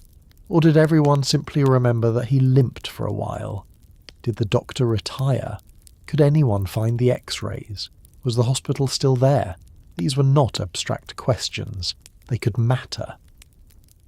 For families with money, connections, and confidence around doctors, this process could unfold very differently than it did for families without them. A well-connected family might know a specialist. A father might call a physician from the country club, the synagogue, the church, the alumni network, the neighbourhood. A mother might insist her son see someone proper, meaning someone who knew how to write the kind of letter the board would understand. The letter mattered. It had to sound medical, not emotional. It had to describe symptoms, history, risk, diagnosis, prognosis. It had to turn a young man's fear into a document with a professional signature. That did not mean every such letter was dishonest. Many young men had real conditions. Some would have been poor soldiers. Some would have been endangered by training or combat. But the unequal access was impossible to ignore. A young man who could pay for multiple consultations, tests, specialists, and carefully written evaluations had an advantage over a young man who had not seen a doctor in years, and whose family treated medical care as something you sought only when a problem could no longer be ignored. This is why medical deferments became one of the most bitter parts of the draft. They exposed class in a different way than college did. College deferment protected the student openly. Medical disqualification could protect the son of privilege quietly, under the cover of a body that might or might not be as fragile as the paperwork suggested. Later accounts of draft avoidance note that some men obtained 4 F classifications by persuading friendly doctors to exaggerate or invent disqualifying conditions, a route that was much easier for wealthier and better connected Americans to pursue. That sentence is uncomfortable because it does not allow us to pretend the process was only about health. It was also about access. Who could afford the appointment? Who knew which specialist to see? Who had a doctor willing to take time? Who had parents who could push? Who had the social confidence to ask for help without seeming desperate? Who could pay for a letter? Who knew the right language? The draft examined bodies, but the bodies did not arrive equally prepared. Among students and anti-war circles, certain doctors and psychiatrists became known as sympathetic, or at least knowledgeable. Draft counsellors, many of them working through churches, student groups, legal aid organisations or anti-war networks, helped young men understand not only the law, but the practical geography of the system. Some examination sites developed reputations.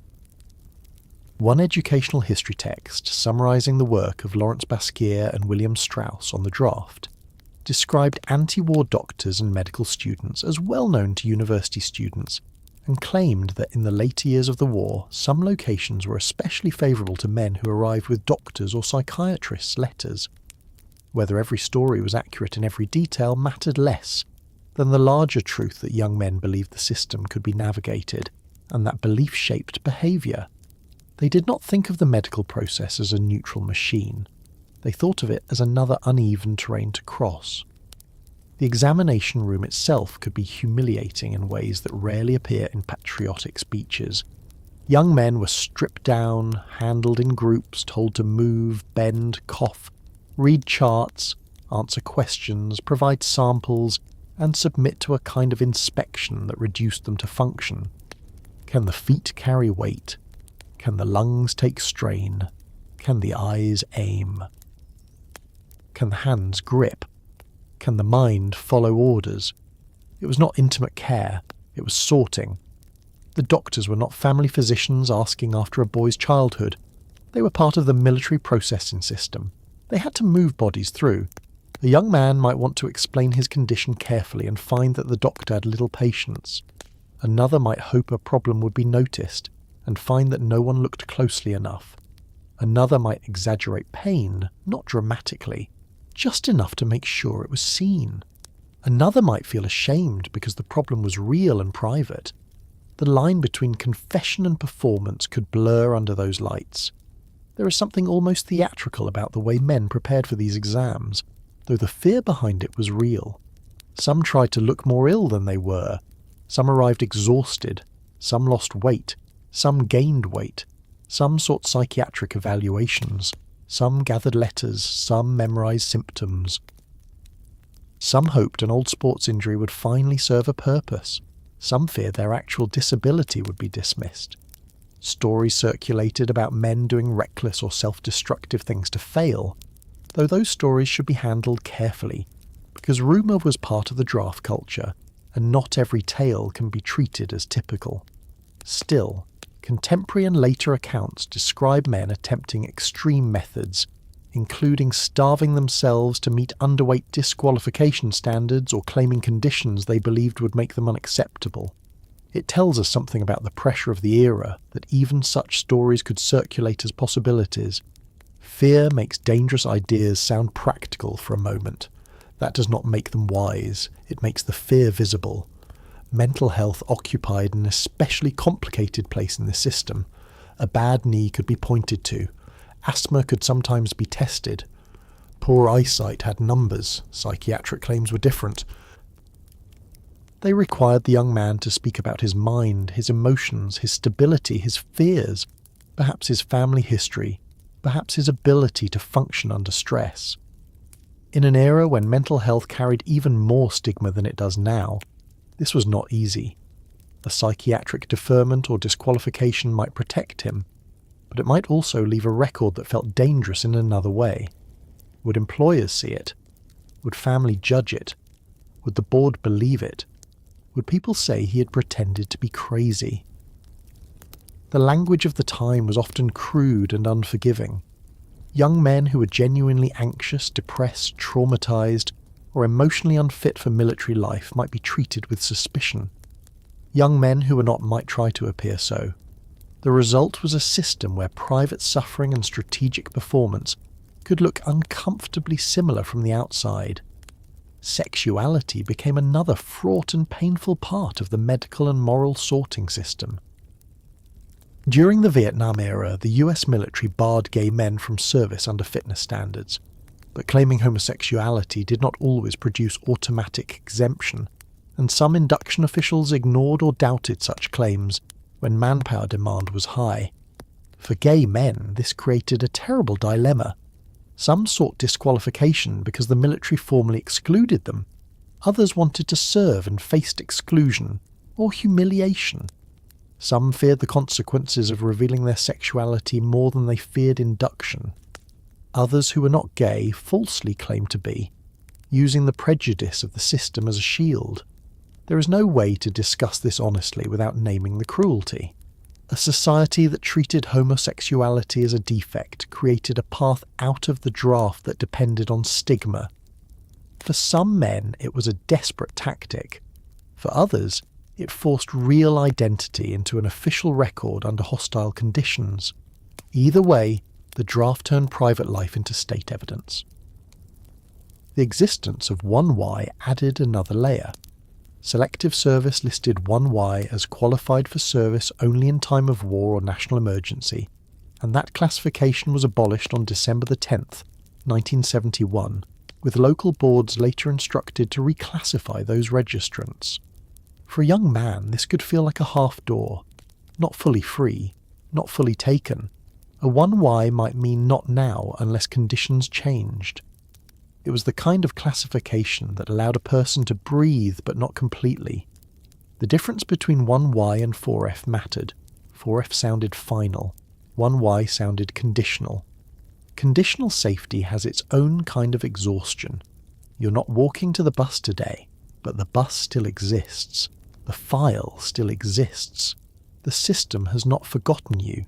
It has simply placed you in a different drawer. Then there was the other side of the medical story, the side that makes the search for disqualification even more disturbing. While some men tried to prove they were unfit, the government also looked for ways to enlarge the pool of men considered fit enough. Project 100,000, begun under Defence Secretary Robert McNamara in 1966, lowered certain mental and physical entrance standards and brought roughly 346,000 men into the armed forces between October 1966 and December 1971, according to a George Mason University dissertation abstract on the programme. Another scholarly article, drawing on Department of Defence material, describes the programme as accepting men who previously would have been disqualified for failing minimum mental qualifications or for correctable physical defects, and it places the total at about 354,000 men. Sit with the contradiction. On one side, middle-class young men search for medical reasons to be rejected. On the other, disadvantaged young men who might once have been rejected were being brought in under new standards. That is not a small footnote. It is one of the clearest moral fractures in the manpower system of the Vietnam years. The government presented Project 100,000 partly in the language of opportunity and rehabilitation, as if military service could train men whom civilian society had failed. But critics saw something darker, a war needing bodies and a system willing to reach downward into poverty and educational disadvantage while leaving many protected pathways intact for those with more resources.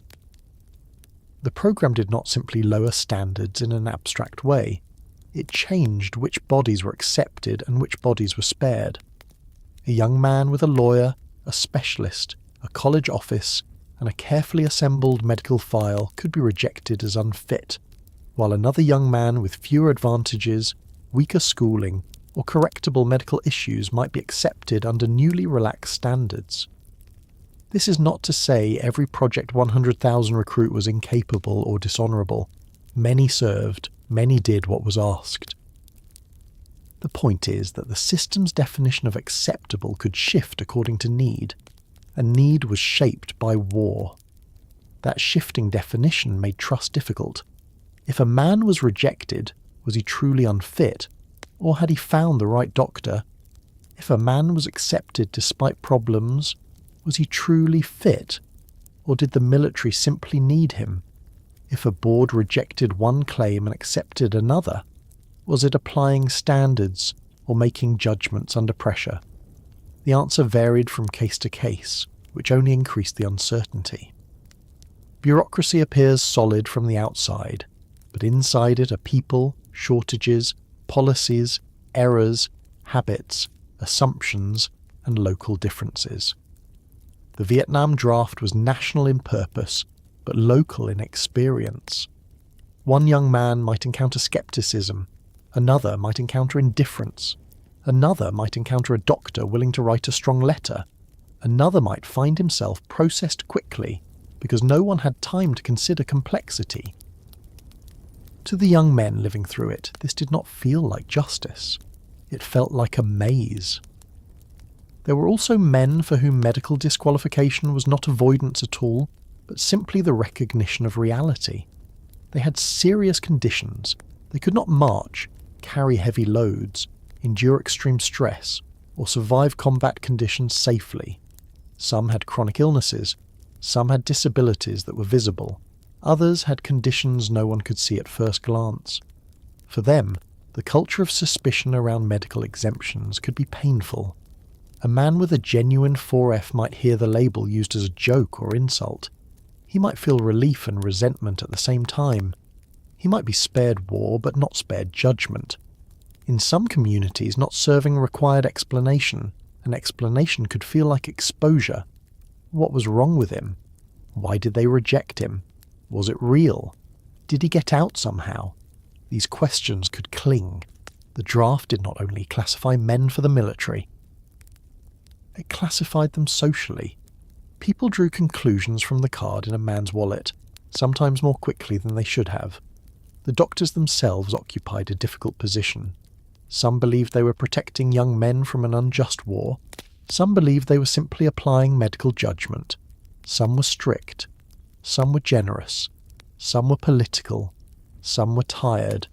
Some charged fees that placed their help beyond the reach of poorer families. Some may have exaggerated conditions knowingly. Others may have interpreted borderline cases with sympathy. It is too easy to turn the doctor into a villain or a saviour.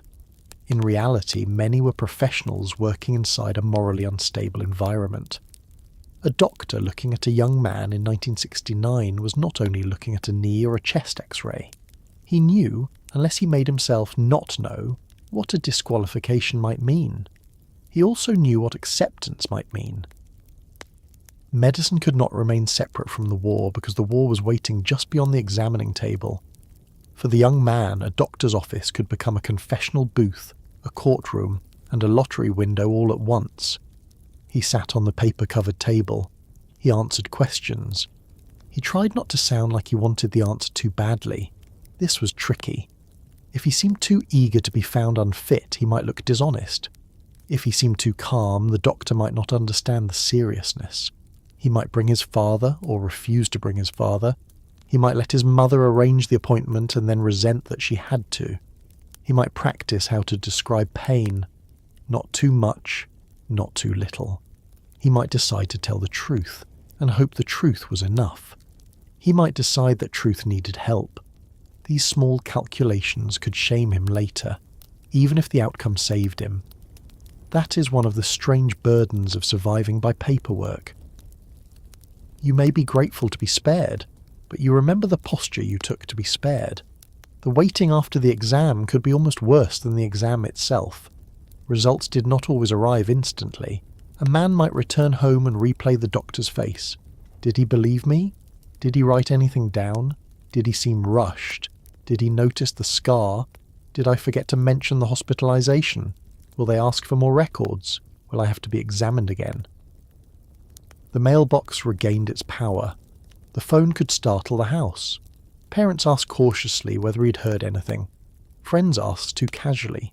He might say no, nothing yet, and then change the subject. Inside, the body had already been offered as evidence, but the verdict had not come. When the classification finally arrived, the reaction could be private and immediate. 4F. Relief first, perhaps. A breath held for months finally released. Then something else. Shame, maybe. Anger. A strange emptiness. The problem with intense fear is that when it leaves space behind, and people do not always know what to put there. A young man who had organised his life around not being drafted might suddenly be free to ask what he actually wanted to do. And that question could feel oddly difficult.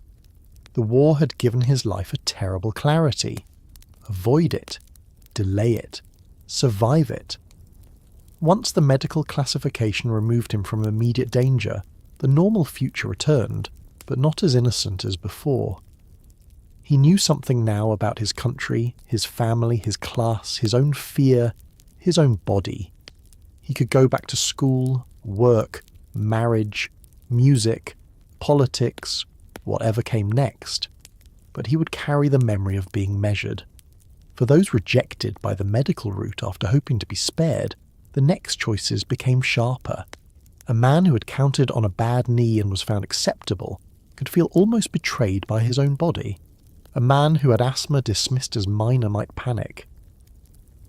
A psychiatric claim rejected could feel like humiliation without protection. Once the medical door closed, other doors had to be considered. Appeal, conscientious objector claim, enlistment in a less dangerous branch if possible, National Guard or reserves, if there were openings and connections, Canada, open refusal, compliance. The examination room did not end the story. It sorted men into new forms of fear. There is a quiet tragedy in how much of this happened alone, even when people were surrounded by others. The draft physical was a mass experience, but the meaning was private. A room full of young men could be waiting in their underwear, joking, shivering, pretending not to be afraid, and each one would still be alone with his own number, his own records, his own parents, his own idea of what would happen if he was accepted. Some wanted to pass because they believed in service. Some wanted to fail because they opposed the war. Some wanted whatever outcome would cause the least shame. Some did not know what they wanted until the doctor said it. The same room held all of them. The medical path out of the Vietnam draft was therefore never just a loophole. It was a mirror. It reflected class privilege, bodily vulnerability, stigma, bureaucracy, professional ethics, fear, and the unstable meaning of fitness in a war that many Americans no longer trusted. A bad knee could be real, exaggerated, or invented. A doctor's note could be honest, generous, corrupt, or somewhere in between. A 4F could be a mercy or a mark. A 1Y could be a reprieve with an asterisk. Project 100,000 could take men once deemed below standard, while other men searched desperately to be found below standard. Nothing about this was clean. That is why it belongs in the centre of the story, not at the edge.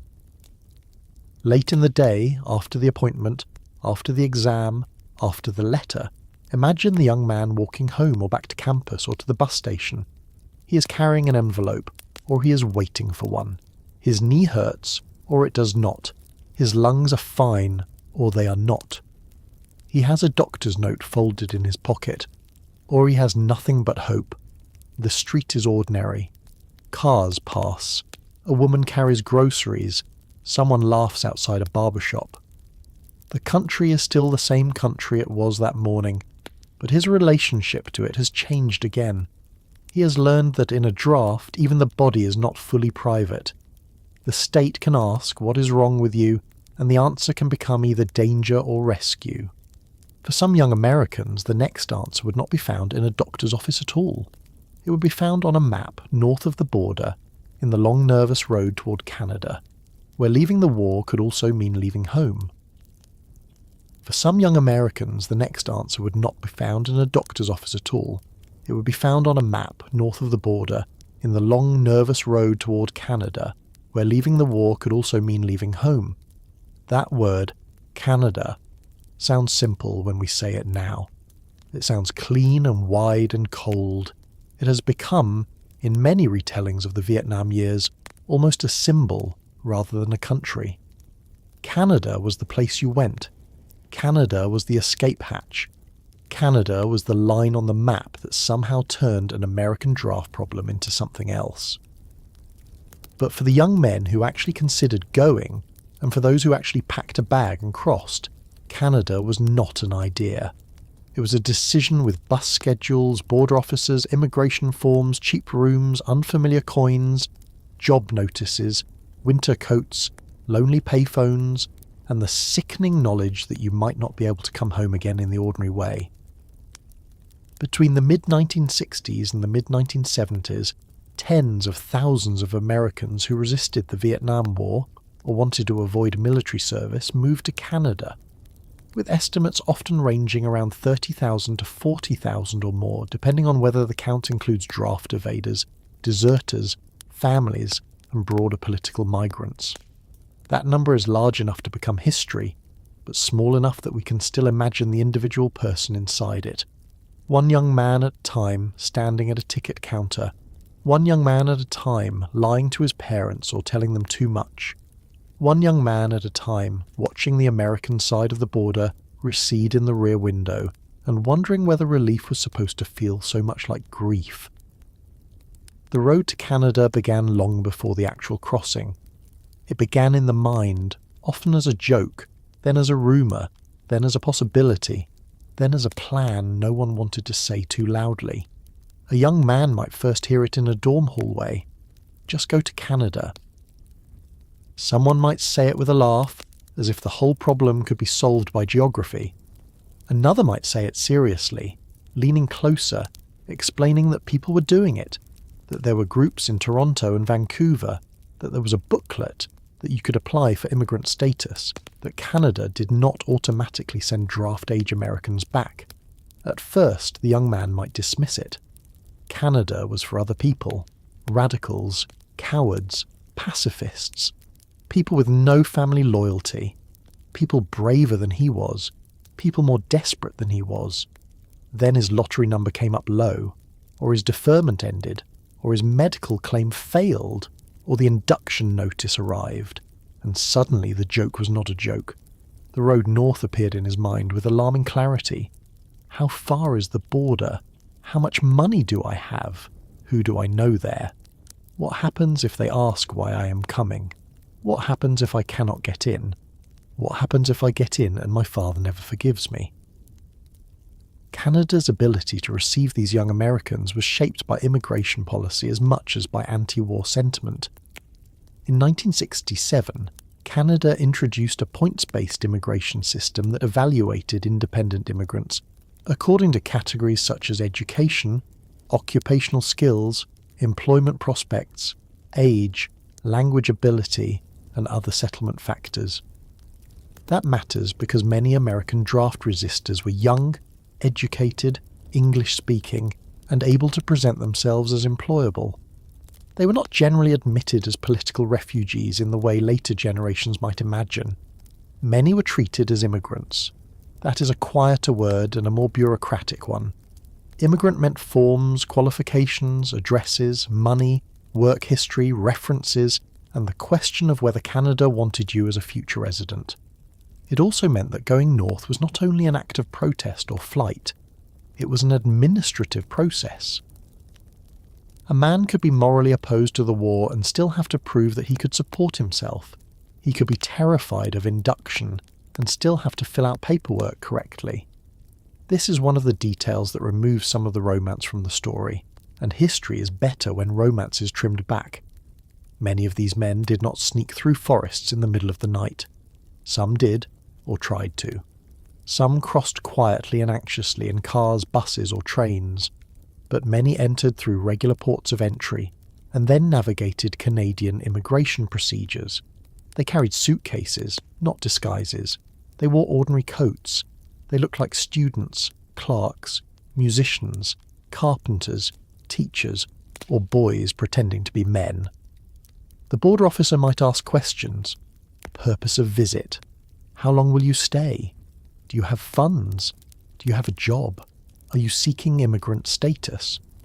The young man might answer carefully, trying to keep his voice level. He might have rehearsed. He might have memorized advice from an anti-draft counsellor. He might be too nervous and say too much. He might be very calm because fear had made him precise. The crossing itself could last minutes, but the decision behind it had taken months, and the consequences could last the rest of his life. By 1968, there was even a guide for the journey, a book whose plain usefulness made it one of the most important artifacts of the whole migration. The Manual for Draft-Age Immigrants to Canada was first published in 1968 by House of Anansi Press, written for Americans considering immigration to Canada rather than military service. It gave practical information on immigration procedures, Canadian society, jobs, housing, universities, politics, geography and climate. Its editor, Mark Satin, had gone to Canada in 1967 and co-founded the Toronto Anti-Draft Program, and House of Anansi notes that the manual went through several editions from 1968 to 1971, with an estimated print run of about 100,000 copies. Think about what that means. fear had become common enough to need a handbook, not a manifesto only, not a poem, not a slogan shouted at a rally. A handbook, what to do, where to go, how to apply, how to find a room, what Canada is like. The existence of such a book tells us that the road north was not just a private panic, it became a network, a practical route, a repeated pattern. The book sat in backpacks, on dorm desks, in church offices, in apartments where young men slept on floors while deciding whether they could build a life in a country they had visited only in thought. There is something moving about the practicality of that. When a person is in moral crisis, the first need is often not philosophy. It is an address, a phone number, a map, a place to sleep, someone to meet you at the station. The support networks in Canada understood this. Groups in Toronto, Vancouver, Montreal and other cities helped American war resistors find housing, legal advice, immigration information, jobs and community. Some were organised by Canadians who opposed the war. Some were connected to churches, student activists, pacifist groups, or older peace movements. Some were staffed by Americans who had already crossed and now helped others do the same. The work was not glamorous. It meant answering phones, printing pamphlets, explaining forms, calming panicked arrivals, telling people where to buy cheap groceries, helping them understand Canadian winters, and sometimes watching young men change their minds. A border crossing is dramatic in memory. Settlement is slower. Settlement is rent, work, laundry, homesickness, accents, and the first moment when you realise you're not visiting. The young men who went were not all the same. This needs to be said often because the label draft dodger flattens them quickly. Some were deeply political before they crossed. They had marched, read anti-war literature, argued with professors, studied the history of colonialism, and believed the war in Vietnam was morally indefensible. Some were religious pacifists who could not participate in killing. Some were less political but terrified. Some were angry at the government. Some were angry at their parents. Some were simply determined not to die in a war whose purpose they could not explain. Some had already been ordered to report. Some left before that point, while the risk was still approaching. Some were draft evaders in the legal sense, violating selective service requirements. Others were deserters, already members of the armed forces who left military control and crossed into Canada. Those two groups were often spoken of together, but their legal and personal situations were different, and Canadian policy itself treated draft dodgers and deserters differently until changes in 1969 reduced that distinction in immigration practice. A draft evader had refused or avoided entry into the armed forces. A deserter had already entered and then left. Both could be called cowards by critics. Both could be called resistors by supporters. But a deserter often carried a different fear. He had worn the uniform. He had crossed a line after crossing an earlier one. His relationship to the army, the law, and himself could be harder to untangle. For the families left behind, Canada could feel like disappearance. A son did not simply move away. He crossed into a place that might protect him from American law, but separate him from American life. Parents might receive a phone call from Toronto or Vancouver. The line might crackle. He might say, "I'm here." He might say, "I'm safe." He might not say where exactly.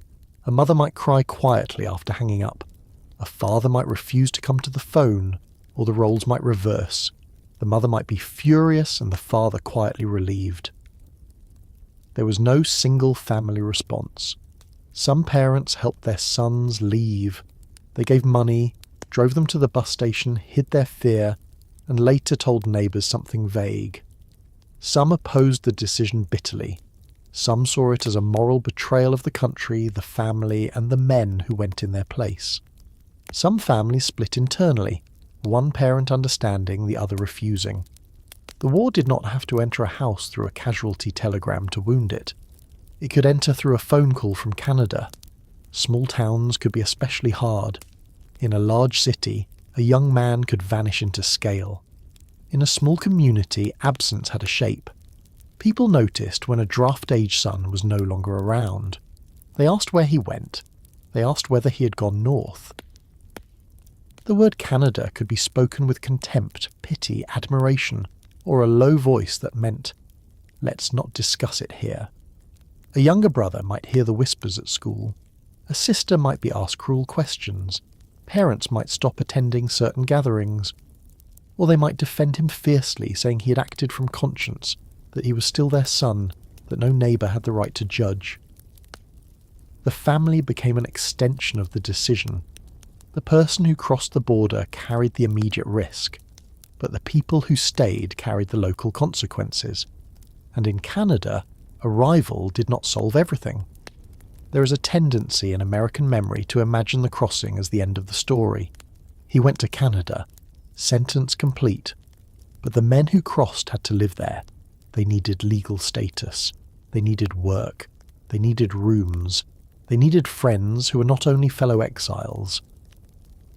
They had to learn a new civic landscape, new newspapers, new jokes, new coins, new winters, new holidays, new attitudes toward the United States. Canada was familiar enough to make the move seem possible, and different enough to make the loneliness real. Toronto was not New York. Vancouver was not San Francisco. Montreal, with its French-English politics and its own tensions, was not simply a northern refuge. Canada had its own arguments, its own nationalism, its own resentment of American power, its own ambivalence about receiving young Americans who had rejected a US war but still arrived carrying American confidence. Some Canadians welcomed them warmly. Some saw them as principled. Some saw them as useful new citizens. Others saw them as privileged Americans escaping a problem their country had created and bringing their politics with them. That last feeling mattered. A Canadian welcome was real in many places, but it was not always simple or unanimous. The British Columbia History Project notes that draft resistors were classified as immigrants and were part of a much larger American migration to Canada during those years.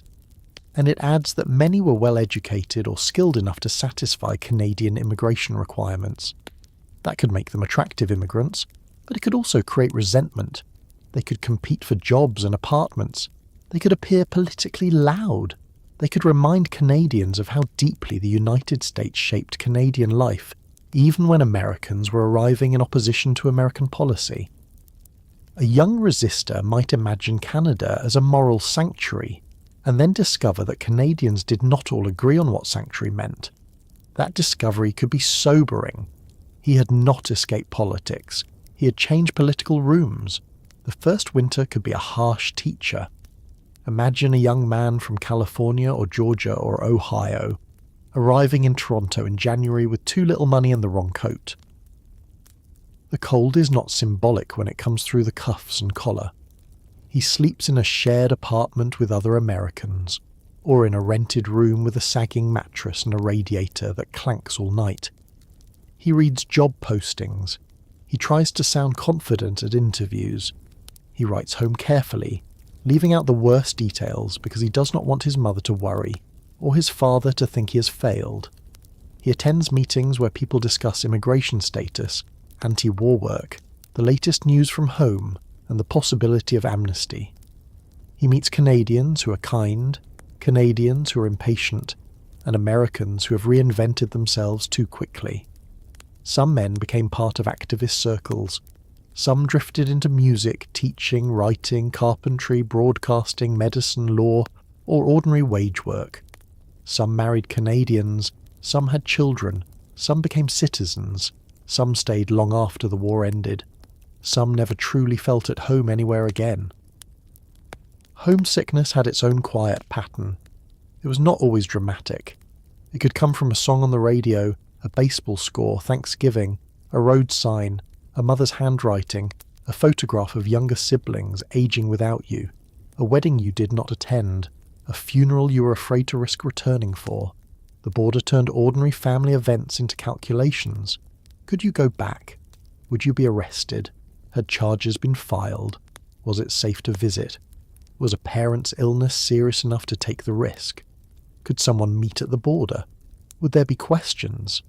For some, the fear was legal and immediate.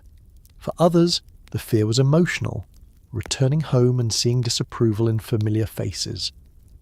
Exile is not only being unable to return. Sometimes exile is knowing you can return physically but not socially, not as the same son who left. Those who stayed in Canada also had to live with the men who did not. The Vietnam War kept going. American soldiers kept being wounded and killed. Friends from high school might serve. A cousin might come home changed. A neighbour might not come home at all. The young man in Canada could oppose the war and still feel the weight of another man's service. He might read casualty lists from the safety of a Canadian kitchen and feel relief curdle into guilt. He might insist, rightly perhaps, that refusing an unjust war was not the same as abandoning other soldiers. But the emotional arithmetic was not so easily settled. He knew that he had chosen not to be available to the system. He knew someone else had been available, willingly or not. The draft made substitution feel personal, even when the machinery was impersonal. That burden did not vanish at the border. For deserters, the burden could be heavier still. A deserter might have left a base, a unit, friends in uniform, a command structure, and a military identity already placed on his body. He might have served months before leaving. He might have gone absent without leave first, then crossed after realizing there was no way back that did not lead to punishment or Vietnam. In Canada, deserters sometimes found themselves regarded differently even within support networks, because their legal risks were more severe and their stories more complicated. A draft evader could say, "I refused to go." A deserter had to say, "I left after I was already in." That difference could haunt him. It could also make his opposition stronger. Some deserters left because military experience convinced them the war was wrong. Some left because they were afraid. Some left because they had been mistreated, disillusioned, or broken by the institution before ever reaching Vietnam. Again, motives overlapped. The border did not purify anyone's reason. It simply moved the person into a new set of consequences. The United States did not simply forget them. Draft evasion remained a crime. Families could receive inquiries. Men who returned risked arrest, prosecution, or unresolved legal trouble. The politics of amnesty became a national argument after the war. In 1974, President Gerald Ford announced a conditional clemency program for Vietnam-era draft evaders and military deserters, describing it as a program for reconciliation, but requiring eligible participants to meet terms rather than simply receive full pardon. For many in Canada, this was not enough. The idea of earning one's return could feel like being asked to confess wrongdoing that they did not accept. For others, it was a way home. Then, on January 21st, 1977, President Jimmy Carter issued Proclamation 4483, granting pardon for violations of the Military Selective Service Act committed between August 4th, 1964 and March 28th, 1973. The official proclamation mattered enormously, but it also had limits. It covered draft law violations, not every wound, not every deserter's case, not every family break, not every lost year. A pardon can remove legal danger. It cannot return a young man to the exact room he left. Some men did come back. They crossed south after years away, perhaps with Canadian wives, children, new accents, different politics, and a complicated feeling in the chest as they saw American road signs again. Others visited cautiously, others returned permanently and found that the country had changed, or that they had. Some stayed in Canada because it had become home. This is one of the least dramatic but most important outcomes. For many resistors, Canada was not a temporary hiding place. It became a life. They became teachers, writers, journalists, musicians, professors, lawyers, tradesmen, neighbours, fathers, grandfathers, citizens. They joined Canadian arguments. They paid Canadian taxes. They learned to complain about Canadian weather like everyone else. The border that once represented escape became, over time, a line behind them rather than in front of them. and yet the label followed. Draft dodger, war resister, exile, immigrant, American, Canadian, coward, conscience. The words changed depending on who was speaking. That is why the Canadian route remained so contested in memory. To some Americans, those who crossed abandoned their duty. To others, they refused to participate in an immoral war. To some veterans, especially those who were drafted and served, this sight of men who avoided service and then received pardons could feel like insult. To some resistors, the willingness of the country to forgive them years later only confirmed that the war itself had been wrong. To many families, the political argument mattered less than the private ache of separation. History often asks us to sort people into categories. Life resists. A man might have been afraid and principled. He might have been privileged and sincere. He might have been selfish in one moment and courageous in another.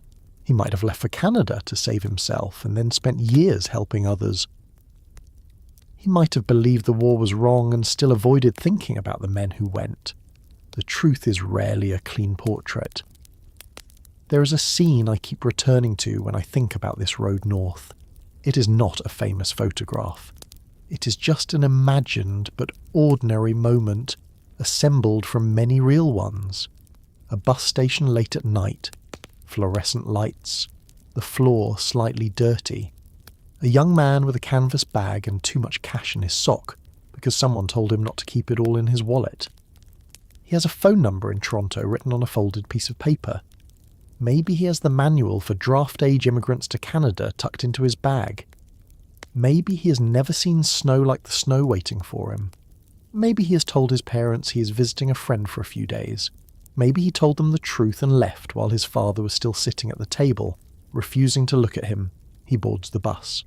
The seat smells of vinyl and cigarettes. The engine starts. Nothing heroic happens. No music swells. No one applauds. He watches the station slide away and feels both smaller and older than he did that morning. Somewhere ahead there will be a border officer. Somewhere behind there will be a draft board file. Somewhere far away there is a war he refuses to enter, or fears too much to enter, or both. The road does not tell him which word is correct. This is what Canada meant in the Vietnam draft years. Not simply a place to dodge the war, though it was that for many. Not simply a noble sanctuary, though it became that for some. Not simply an easy escape, because escape is rarely easy when it asks you to leave the people who know your childhood name. It was a practical route through a historical crisis made possible by Canadian immigration rules, anti-war networks, geography, privilege, courage, fear, timing, and paperwork. It saved some men from combat. It separated families. It strengthened the anti-war movement. It gave Canada thousands of new residents. It deepened American arguments about class and duty. It turned the border into a moral line that different people interpreted in completely different ways. By the time a young man reached a room in Toronto, Vancouver, Montreal, or some smaller Canadian city, set his bag down and realised no one was coming through the door to take him that night, he might have felt the first full wave of relief. But relief is not the same as rest. There were forms to file, jobs to find, letters to write or avoid writing, and a new life to build under the knowledge that the old one had not vanished. Back in the United States, another kind of resistance was becoming harder to ignore. Some young men did not go quietly through medical paperwork, campus offices, or border crossings. Some chose to make refusal visible. They stood in public, held up the small card that marked them as registered bodies in the selective service system, and turned it into flame while cameras watched, while police waited, while the country argued over whether that little burning rectangle was an act of conscience or an act of betrayal. Back in the United States, another kind of resistance was becoming harder to ignore.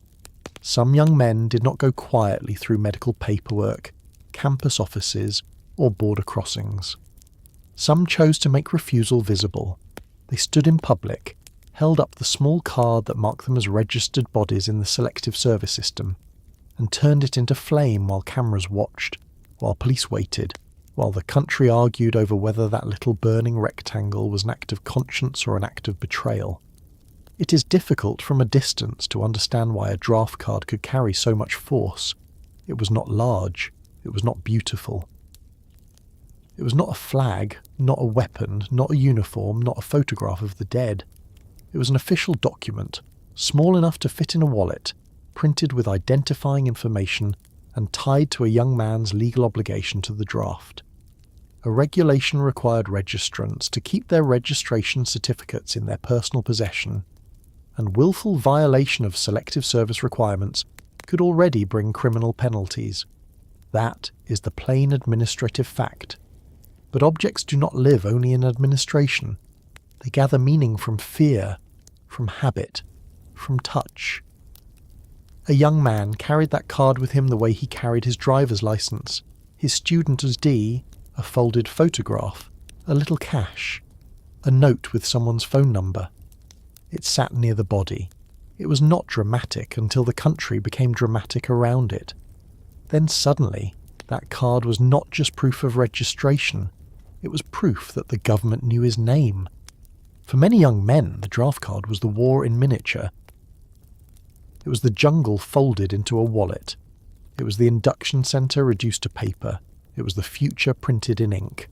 To burn it was to take something the state had issued and say, publicly, that the state's claim was being rejected. That is why the act unsettled people far beyond the number of men who actually did it. Draft card burning was never the most common way to avoid the draft. Most young men who stayed out of Vietnam did so through deferments, medical classifications, high lottery numbers, National Guard or Reserve Service, or other quieter paths. But burning a draft card became one of the era's most famous images because it transformed avoidance into performance. It took the private dread of the mailbox and moved it into the street. It said that the question was not only whether one young man would go, the question was whether the government had the moral right to ask. The first widely known acts came before the war had fully entered every American living room. There had been earlier protests, including Gene Key's burning his card in Champaign, Illinois, on Christmas Day in 1963, and a War Resisters League demonstration in New York's Union Square in May 1964, where draft cards were burned. These early moments matter because they show that resistance did not begin only when the war became unpopular with the broad public. Some pacifists, religious radicals, socialists, civil rights activists, and anti-war organisers were already looking at Vietnam and seeing something morally wrong before millions of others arrived at that view. They were often lonely at first. That is worth remembering. Later, when the anti-war movement grew large enough to fill streets, it became easier for a young man to imagine himself as part of something. In the early days, burning a draft card could look less like joining a crowd and more like stepping out of one. Then came 1965, the year when the gesture became far more dangerous. In August of that year, Congress amended the draft law to make it a federal crime to knowingly destroy or mutilate a draft card. The amendment came at a time when public card burnings were becoming more frequent, and the connection between the law and anti-war protest was obvious to many observers. This is one of those moments where government and protest seem to answer each other almost directly. Young men burned cards to say the draft was morally illegitimate. Congress responded by making destruction itself a specific crime. The card had already mattered. Now it mattered more. The law made the object heavier. It also made burning it more dramatic. A protester who burned his card before the amendment might have been making a symbolic statement. A protester who burned it after the amendment was also daring the state to enforce its authority. On October 15th, 1965, David J. Miller, a young Catholic worker pacifist, burned his draft card at an anti-war rally near the Armed Forces Induction Centre on Whitehall Street in Manhattan. He became the first person prosecuted under the new law. The scene has the awkwardness that real history often has. It was not a perfect cinematic moment.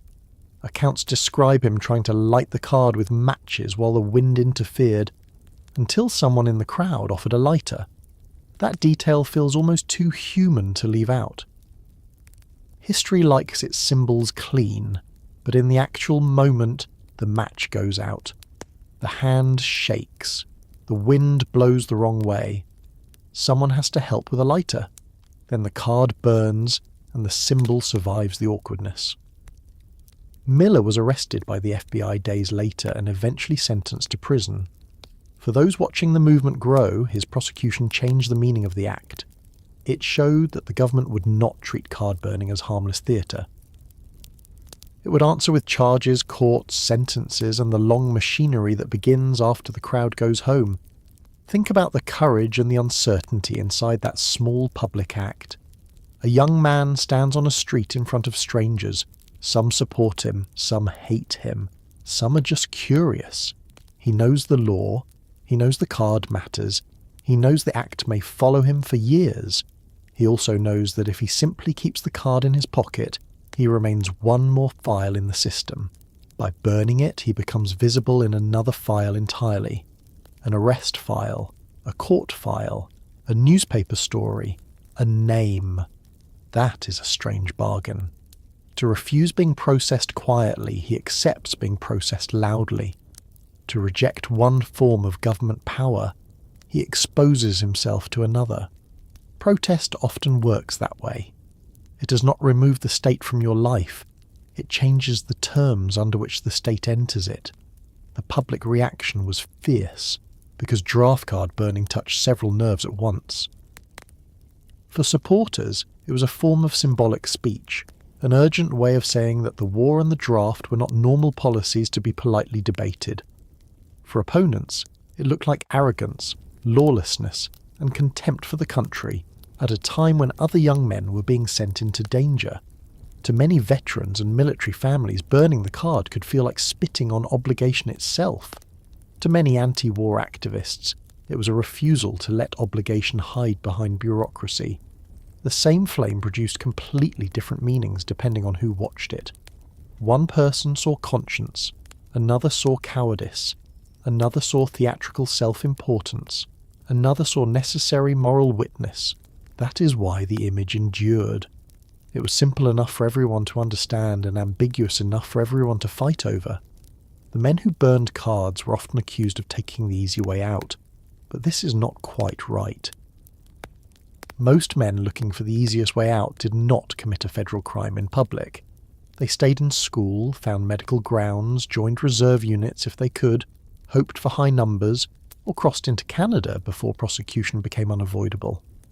Burning a draft card was not an efficient escape method. It could actually make escape harder. It announced defiance. It attracted attention. It risked punishment without guaranteeing protection from induction. That does not make every card burner noble or wise. Some may have been drawn to the drama. Some may have underestimated the consequences. Some may have wanted to shock their parents as much as the government. Young people are rarely pure in motive. But the act itself was not a quiet loophole. It was confrontation, and confrontation spread. In the mid-1960s, public burnings appeared at rallies and demonstrations across the country, especially among pacifist and student anti-war circles. The card became a prop in a national argument over the meaning of citizenship. The draft asked young men to accept that citizenship could require military service. The card burners answered that citizenship could also require refusal. This distinction mattered deeply. They were not merely saying, "I do not want to go." Many were saying, "I will not cooperate with what I believe is wrong." That is a different kind of sentence. It puts the burden not only on fear, but on judgment. It says the citizen is not only a subject of orders, but a moral agent. Of course, the government could not accept that logic too far without weakening the draft itself. A conscription system depends on the idea that private conscience cannot become a universal exemption. If every man may decide which war is just, then the draft becomes impossible to administer. That was the conflict burning inside the card before the match touched it. The courts soon had to deal with this conflict in constitutional language. The most famous case was United States versus O'Brien. On March 31st, 1966, David Paul O'Brien burned his draft card with others on the steps of the South Boston courthouse to protest the Vietnam War, and he was later convicted under the federal law against destroying draft cards. His argument reached the Supreme Court, where he claimed that burning the card was expressive conduct protected by the First Amendment. In 1968, the court upheld his conviction, ruling that the government's interest in maintaining the selective service system justified the law, even though the act had an expressive element. The decision became a landmark in the law of symbolic speech, but for young men at the time, it also sent a simpler message. The highest court in the country had said that this form of protest could be punished. Legal doctrine can sound bloodless until you imagine the person attached to it. O'Brien was not an abstract test. He was a young man who burned a card in public and found himself inside a case that would outlive him in law books. The court was not deciding whether the Vietnam War was wise or moral. It was deciding whether the government could punish the destruction of a document it said was necessary for the draft system to function. That distinction mattered legally, but it did not satisfy many protesters emotionally. To them, the document's administrative function was exactly the point. If the card helped the system operate, destroying it expressed refusal to help the system operate. The government said it was regulating conduct. The protesters said the conduct was speech. The court found a way to uphold the law while acknowledging the expressive nature of what O'Brien had done. The result was that the flame remained meaningful, but meaning did not protect the man from punishment. This is one reason draft card burning sits at the edge between protest and sacrifice. It was not simply expression. It had consequences. Some men were prosecuted. Some faced prison. Some became symbols within the movement and targets outside it. Their names circulated in newsletters, newspapers, legal briefings and anti-war meetings. Supporters raised money. Lawyers argued. Opponents demanded harsher penalties. The card burner became both a person and a lesson. To the movement, he could show that resistance was possible. To the government, his prosecution could show that resistance carried a price. Both sides understood the theatre, but the theatre did not make it unreal. Prison is not symbolic when the door closes. There were also young men who did not burn their cards but turned them in. This act could be quieter but still powerful. At demonstrations, groups of men sometimes returned draft cards to the government as a sign of non-cooperation. In October 1967, during large anti-war mobilizations, hundreds of young men returned draft cards in acts of collective resistance, and such returns became part of the broader resistance movement against the draft. The distinction between burning and returning mattered to some resistors. Burning was dramatic, final, visually unmistakable. Returning could suggest a different tone. I refuse this document, and I give it back to the authority that issued it. Both acts broke the ordinary silence around the draft. Both said that paperwork could no longer remain private. Breaking the silence may have been the deepest function of these protests. Before someone burned a card in public, many families could pretend the draft was an individual matter, something each young man would handle when called. The public protests insisted that the draft was a national moral crisis. They took what had been happening in bedrooms, mailboxes, and draft board offices and made it visible. A burning card was a signal to other young men that they were not alone in their fear or anger. It was also a provocation to those who thought fear should remain private and obedience should remain public. That reversal disturbed people. The good son, in many communities, did not make a spectacle of refusal. He went, or he quietly found a way not to go. He did not stand before cameras and set fire to the government's card. The generational conflict around these images could be severe. A father who had served in World War II might see a draft card burning on television and feel rage before he could explain it. To him, the card might represent duty, order, the system that had sent men to defeat fascism, the idea that citizenship involved sacrifice. His son might see the same image and feel relief, even admiration, because someone had finally said no in a language the country could not ignore. A mother might not know what she felt. She might hate the war, fear for her son, respect the law, distrust the protesters, and still find herself staring at the burning card with a strange recognition. The card was small, but it carried every argument in the house. Dinner tables became courtrooms, television sets became witnesses. Someone would say they should lock those boys up. Someone else would say maybe they're right. Someone would leave the room. The protest also changed how young men spoke to one another. A private conversation might begin with a lottery number and end with a question about resistance. Are you going to report? Are you going to appeal? Are you going to Canada? Are you going to turn in your card? Are you willing to go to jail? The last question was the hardest. Many people could oppose the war in speech. Fewer could accept prison. The card burners forced that issue into the open. They made resistance measurable, not only in slogans but in consequences. If you burn the card and they prosecute you, what then? If the judge sentences you, what then? If your parents beg you to stop, what then? Public protest often looks bold from the outside, but inside it is a chain of smaller decisions made after the dramatic act is finished. Answer the summons, meet the lawyer, appear in court, hear the sentence, report to prison or flee, keep believing when the crowd is gone. The wider anti-war movement was not always unified about tactics. Some believed draft card burning was morally necessary. Some thought it alienated ordinary Americans and made the movement easier to dismiss. Some preferred mass marches, teach-ins, electoral pressure, petitions, or legal challenges.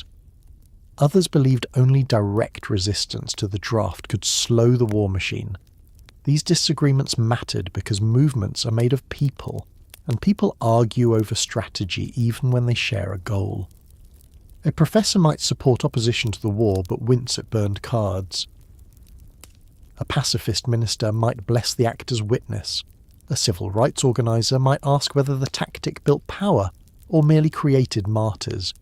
A young student might be drawn to the fire precisely because it cut through endless discussion. There is a reason flame appears in political memory. It is immediate. It does not footnote itself. It forces a reaction before the mind has finished arranging its objections. Still, the burned card was not only about spectacle, it was also about ownership. The government had issued the document, but the young man carried it.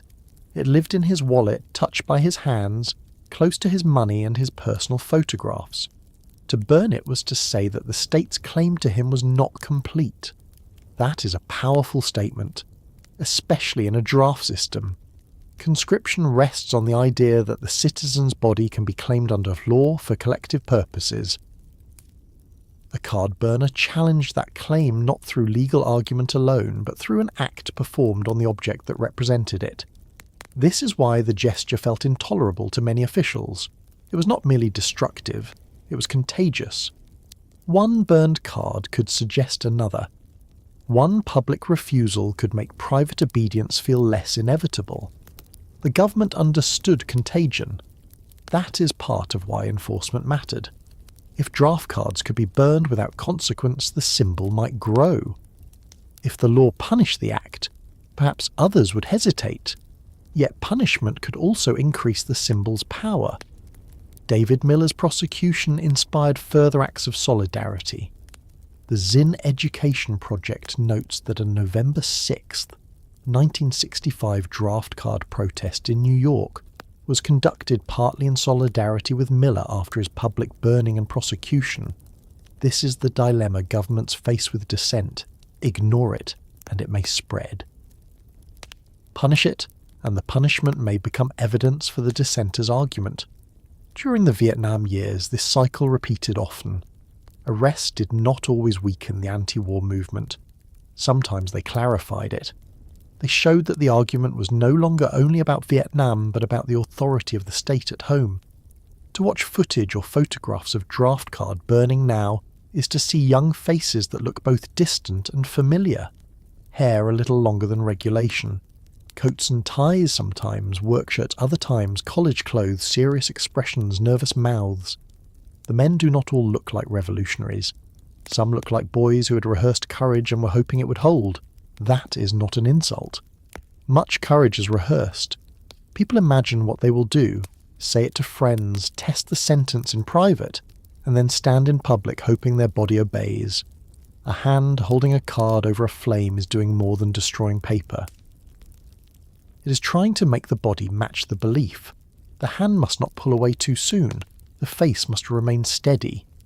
The voice, if there is a statement, must not crack. Cameras make this harder. So do hecklers. So does the knowledge that federal agents may be watching. And sometimes they were watching. The FBI monitored anti-war activists, draft resistance networks, and public acts of defiance. A young man who burned a card could not assume he was only speaking to the crowd in front of him. He was also speaking to investigators, prosecutors, judges, and future files. That awareness shaped the movement's atmosphere. It made some people more careful, and others more defiant. A card burning could be both a protest and a self-identification for the authorities. It announced, "Here I am." That announcement is easy to romanticize when you are not the one whose name will be typed into the report. The moral pressure also fell on friends. Suppose you were standing near someone about to burn his card. You might admire him, you might worry for him, you might wonder whether you should do the same. The heat of another person's courage can be uncomfortable. It asks what you're willing to risk. Maybe your number is high and his is low. Maybe you have a deferment and he does not. Maybe you believe the war is wrong, but cannot imagine prison. Maybe you think the burning is foolish, but when the flame starts, you feel something in your chest anyway. Public acts create witnesses, and witnesses are not passive. They leave carrying questions. For Black Americans and other communities already challenging state power through civil rights movements, the draft card carried additional meanings. Many black leaders and activists pointed out the injustice of sending young black men to fight abroad for freedoms they were denied at home. Muhammad Ali's 1967 refusal of induction became one of the most famous acts of draft resistance, though it was not a draft card burning. His case showed how refusal could become a national confrontation over race, religion, war, and conscience. The broader anti-draft movement drew energy from civil rights struggles, religious pacifism, student activism, and older traditions of conscientious objection. Draft card burning was one visible tactic within that larger field. It was not the whole movement, but it condensed the movement's challenge into a single image: the citizen refusing to be quietly claimed. One of the misconceptions about the era is that protest immediately felt triumphant to those inside it. Often it did not. Many protests were frightening, confusing, and followed by consequences that felt heavier than expected.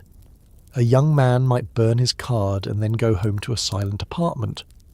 The crowd's roar ended. The newspaper coverage passed. Then came the waiting. Would he be arrested? Would he lose his job? Would his parents see his name? Would a judge make an example of him? Was he ready for prison? Did he truly believe what he had said, or had the moment carried him farther than he understood? These questions could be brutal in the quiet after the act. Movements celebrate decisive moments, but the person who performs them has to live the next morning. There is also a difference between breaking silence and being heard. Draft card burning made refusal visible, but it did not guarantee understanding. Many Americans saw only disrespect. Others saw only bravery. Few saw the full human confusion behind it. The young man who burned the card might have been terrified. He might have been morally certain. He might have been both. He might have spent months trying legal options first. He might have watched a friend get called. He might have been raised in a religious tradition that made war impossible for him. He might have been angry at his father. He might have been acting from conscience, fear, pride, solidarity, or some mixture he could not name. Public symbols simplify people because they have to. The card burns in a few seconds. The life behind it takes years to explain. By the late 1960s, as the war deepened and public opposition expanded, draft resistance became more organised and more varied. Some men destroyed cards, some returned them, some refused induction, some supported others who did. Clergy and activists helped organise public acts of resistance. Lawyers defended resistors. Families formed support networks. Churches became meeting places. College chapels, union halls, apartment living rooms, and storefront offices all became part of the anti-draft landscape. The movement's work was not only protest, it was counselling, legal education, emotional support, fundraising, and sometimes helping people decide whether they could face prison. That last part is important. The path from symbolic protest to legal punishment was not theoretical. If a man refused induction or openly violated draft law, he could be prosecuted. Some did go to prison, some fled, some had charges dismissed or sentences reduced. The outcomes varied, but the risk was always real enough to sit in the room. When people look back at the Vietnam era, they often remember the loudest moments: the chant, the march, the smoke, the police line, the burning card. But breaking the silence also happened in quieter ways around those acts. A young man telling his parents he would not carry the card anymore. A minister announcing support for resistors from the pulpit. A student newspaper printing the names of men refusing induction. A girlfriend deciding whether she could stand beside someone headed to court. A veteran speaking against the war and giving permission, in some unspoken way, for younger men to doubt. Silence breaks unevenly. Sometimes it breaks with a shout. Sometimes with a letter.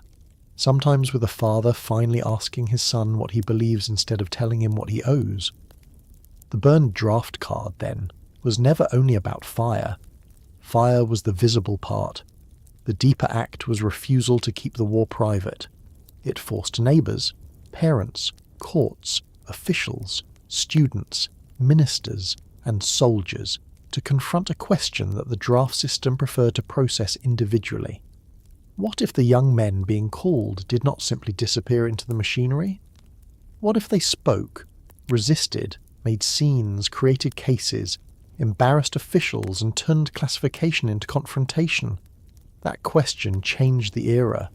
It did not end the war by itself. It did not save everyone. It did not make the movement pure. But it made compliance feel less automatic. And once automatic obedience is broken, authority has to work harder. By the time the Supreme Court upheld the government's power to punish draft card destruction in 1968, the symbol had already done its work. The law could punish the act, but it could not make people unsee it. Across the country, young men had watched others take the card from the wallet and turn it into a public question.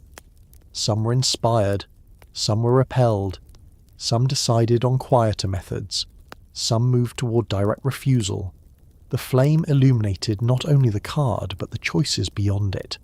If burning the card was illegal, would they accept the penalty? If returning the card was not enough, would they refuse induction?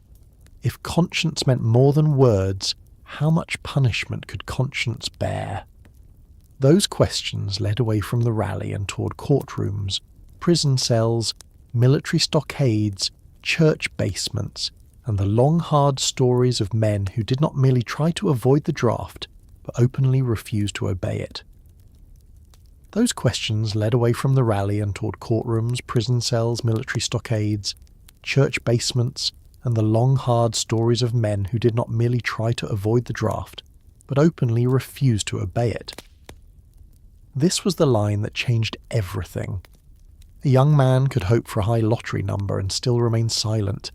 He could stay in school and still look respectable to the neighbours. He could search for a medical exemption and still tell himself he was simply following the rules. He could go to Canada and place a border between himself and the system. But refusal, direct refusal, was different. It happened in the open, or at least it eventually had to. It meant receiving the instruction, understanding it, and saying no. Not misunderstanding, not losing the letter, not hoping the board forgot your name, but standing before the state and declining to move when told to move. In the Vietnam era, that refusal could be framed as conscience, rebellion, cowardice, faithfulness, law-breaking, moral courage, selfishness, or sacrifice, depending entirely on who was speaking. But for the young man at the centre of it, all those words eventually narrowed to a single physical moment. His name was called. He either stepped forward, or he did not. The formal path for conscience existed. It was not invented by the anti-war movement, and it was not a simple loophole.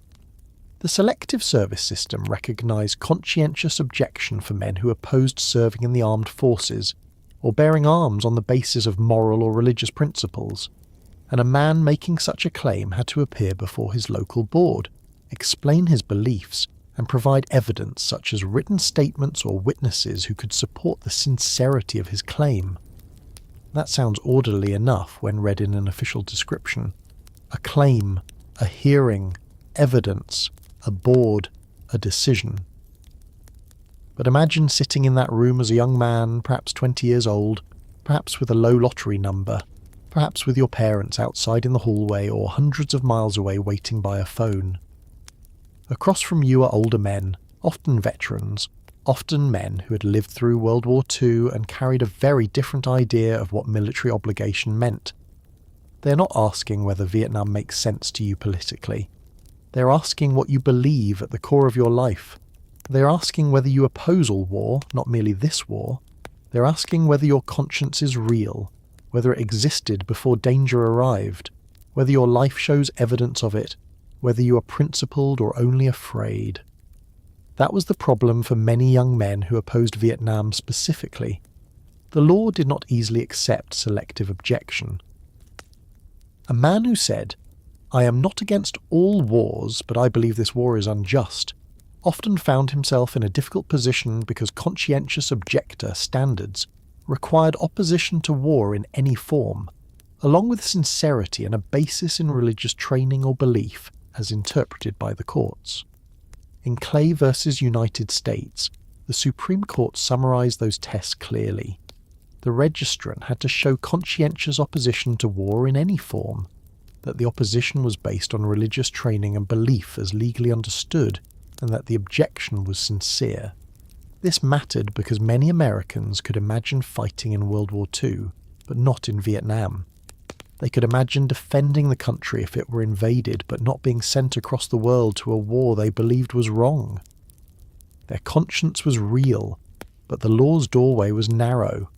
It asked for a particular shape of objection, and not every moral objection fit through it.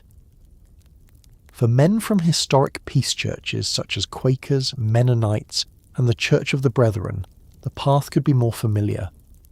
Their communities had long traditions of refusing military violence. They had language for it. They had elders who could testify. They had letters, doctrine, family examples, and ways of explaining conscience that draft boards understood, even if they did not always welcome them. But for many young men in the 1960s, conscience did not arrive through an old church tradition. It arrived through television images, civil rights marches, Buddhist monks burning themselves in protest, body counts on the evening news, conversations with veterans, the writings of theologians, the speeches of Martin Luther King Jr., the fear of killing strangers, and a growing feeling that obedience itself could become a kind of guilt. That was harder to put into the required language. A board might ask, are these religious beliefs or political beliefs? The young man might answer honestly that he did not know how to separate them anymore. The war had made politics moral. The draft board might not accept that. There were two broad kinds of officially recognised conscientious objector service. A man whose beliefs allowed him to serve in the military without bearing arms could be placed in non-combatant service, while a man opposed to all military service could be assigned to alternative civilian work, contributing to the national health, safety or interest.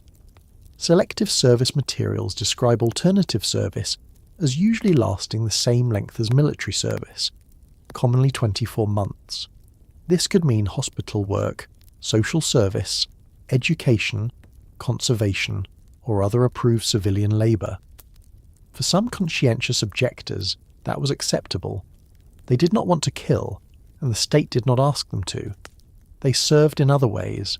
Some became medics, carrying the wounded while refusing weapons. Some worked in hospitals or community programs. Their path was not easy, but it was legal and recognized. For others, even alternative service felt like cooperation with the draft system itself. They believed that accepting assigned civilian work under the authority of selective service still made them part of the machinery they rejected. So they refused that too. This is where conscience became especially costly. It is one thing to ask for recognition from the state. It is another thing to reject the state's answer. If a local board denied a conscientious objector claim, the man could appeal. If the appeal failed and he was ordered to report, he faced a decision. He could go. He could flee. He could comply in a limited way. Or he could refuse induction. The refusal itself could be quiet. There did not have to be a crowd. There did not have to be a burning card or a speech.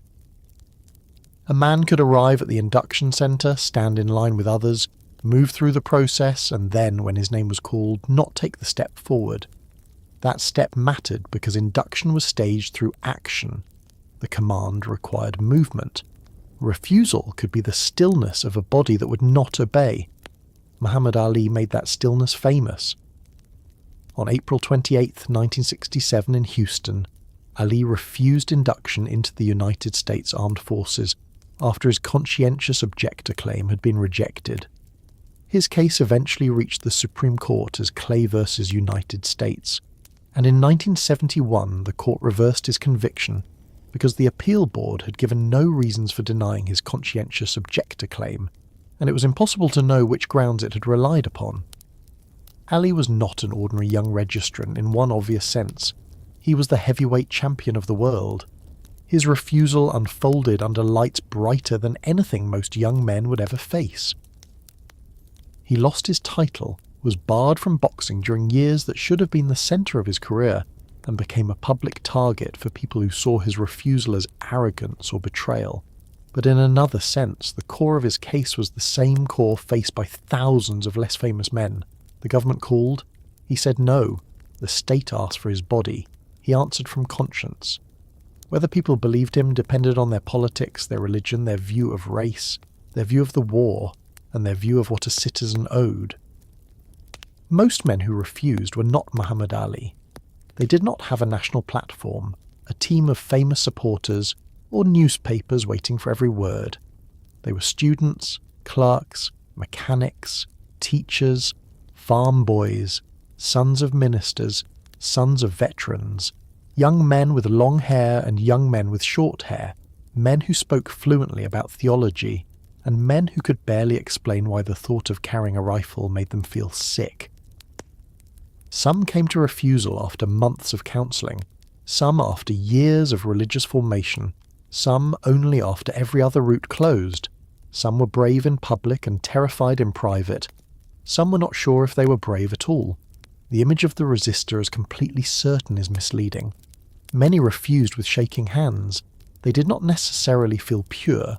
They simply reached a place where going forward felt worse than punishment. Punishment was not imaginary.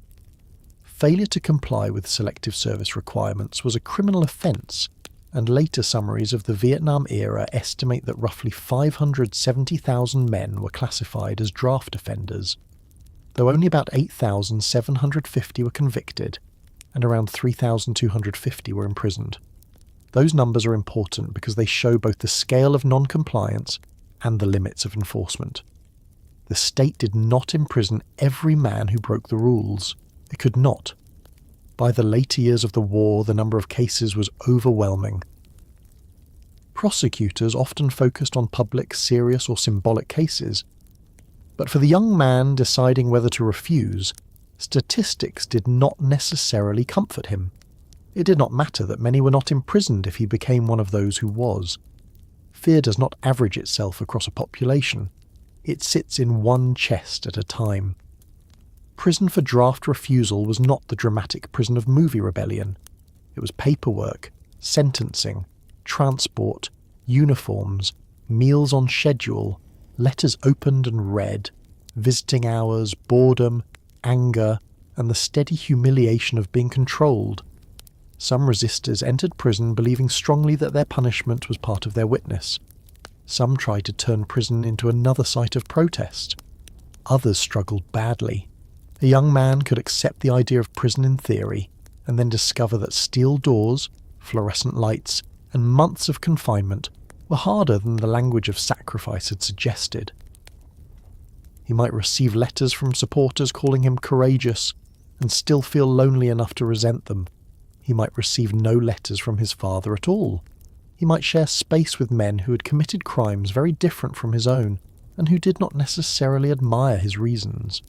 He might be called a coward by guards, a fool by other inmates, a hero by activists, and a disgrace by relatives, all while simply trying to make it through the day. The families of imprisoned resistors lived their own sentence.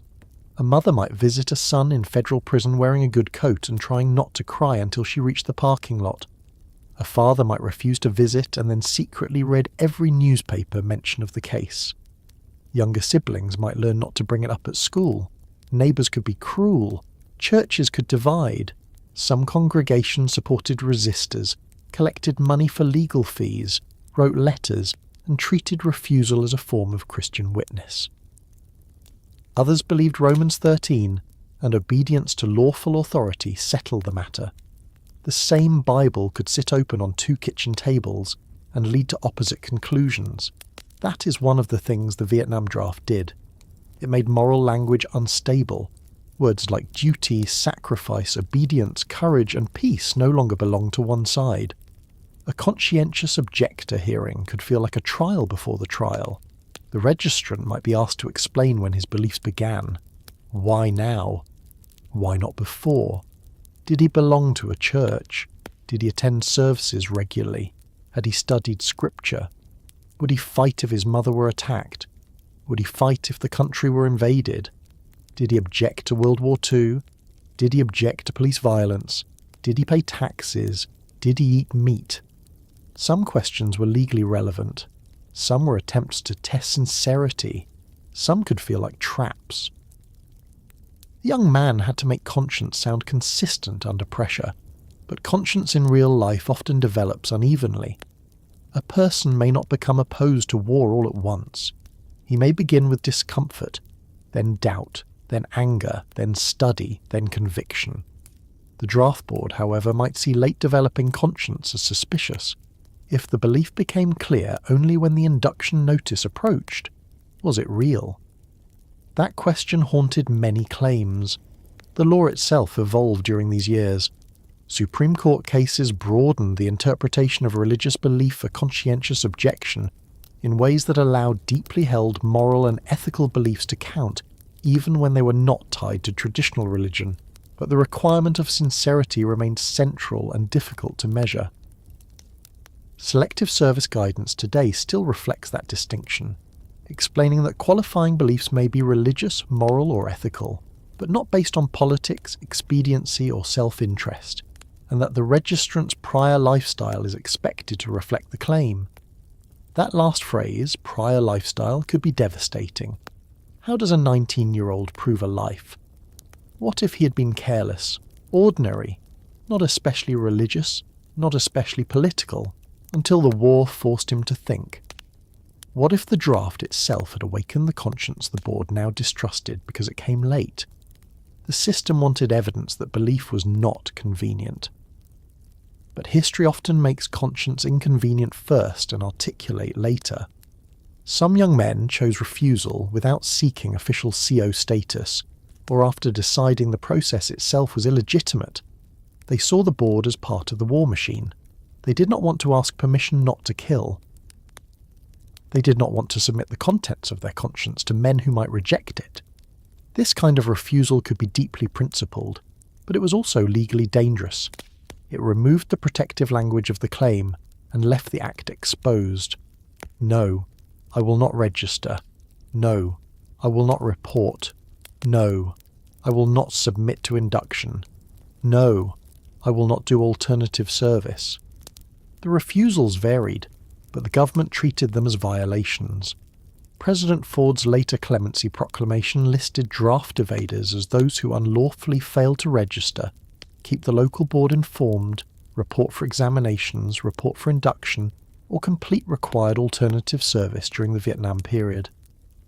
That list is dry and legalistic, but each item was a moment in someone's life. Not registering at 18, moving without updating an address, skipping a physical, ignoring an induction order, walking away from assigned service. The law saw categories, families saw sons. The men who refused often understood themselves differently from men who quietly avoided the draft. Many rejected the word evasion. They believed they were not dodging but confronting. To dodge was to slip away. To resist was to stand in the path and say the system was wrong. This distinction mattered enormously within the movement.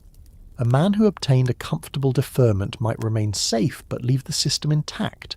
A man who refused publicly challenged the system's moral authority. Of course, this distinction could also become a kind of pride. Movements have their own hierarchies, and resistors could sometimes look down on men who took quieter routes. But the moral landscape was not so simple. A man in prison might have acted courageously. A man in Canada might have saved his life. A man with a medical deferment might have had a real condition. A man who went to Vietnam might have done so because every door closed around him. The temptation to rank suffering is strong and usually unhelpful. Still, the public resistors forced a question others could avoid. What is a person willing to lose for conscience? There were resistor communities that tried to make that loss bearable. Draft counselling centres helped men understand legal risks. Clergy offered statements of support. Lawyers challenged classifications and procedures. Anti-war groups packed courtrooms. Friends sat through trials. Newsletters published names of imprisoned resistors. Some people sent books, money, and letters. A young man who refused might find a new family among people who believed his action mattered. But that support could not erase the old family if it broke. A father's silence could weigh more than 1,000 supportive strangers. A mother's worry could make a young man wonder whether conscience had made him selfish. That was one of the cruelest parts of refusal. It asked not only what you were willing to suffer, but what suffering you were willing to cause others. Some resistors used their trials as platforms. They spoke against the war, against racism, against imperial power, against the draft's class bias, against the idea that law and morality were always the same. Judges varied in patience. Some allowed statements, some cut them off. Juries varied too. In some communities, conviction was likely. In others, sympathy grew as the war became more unpopular.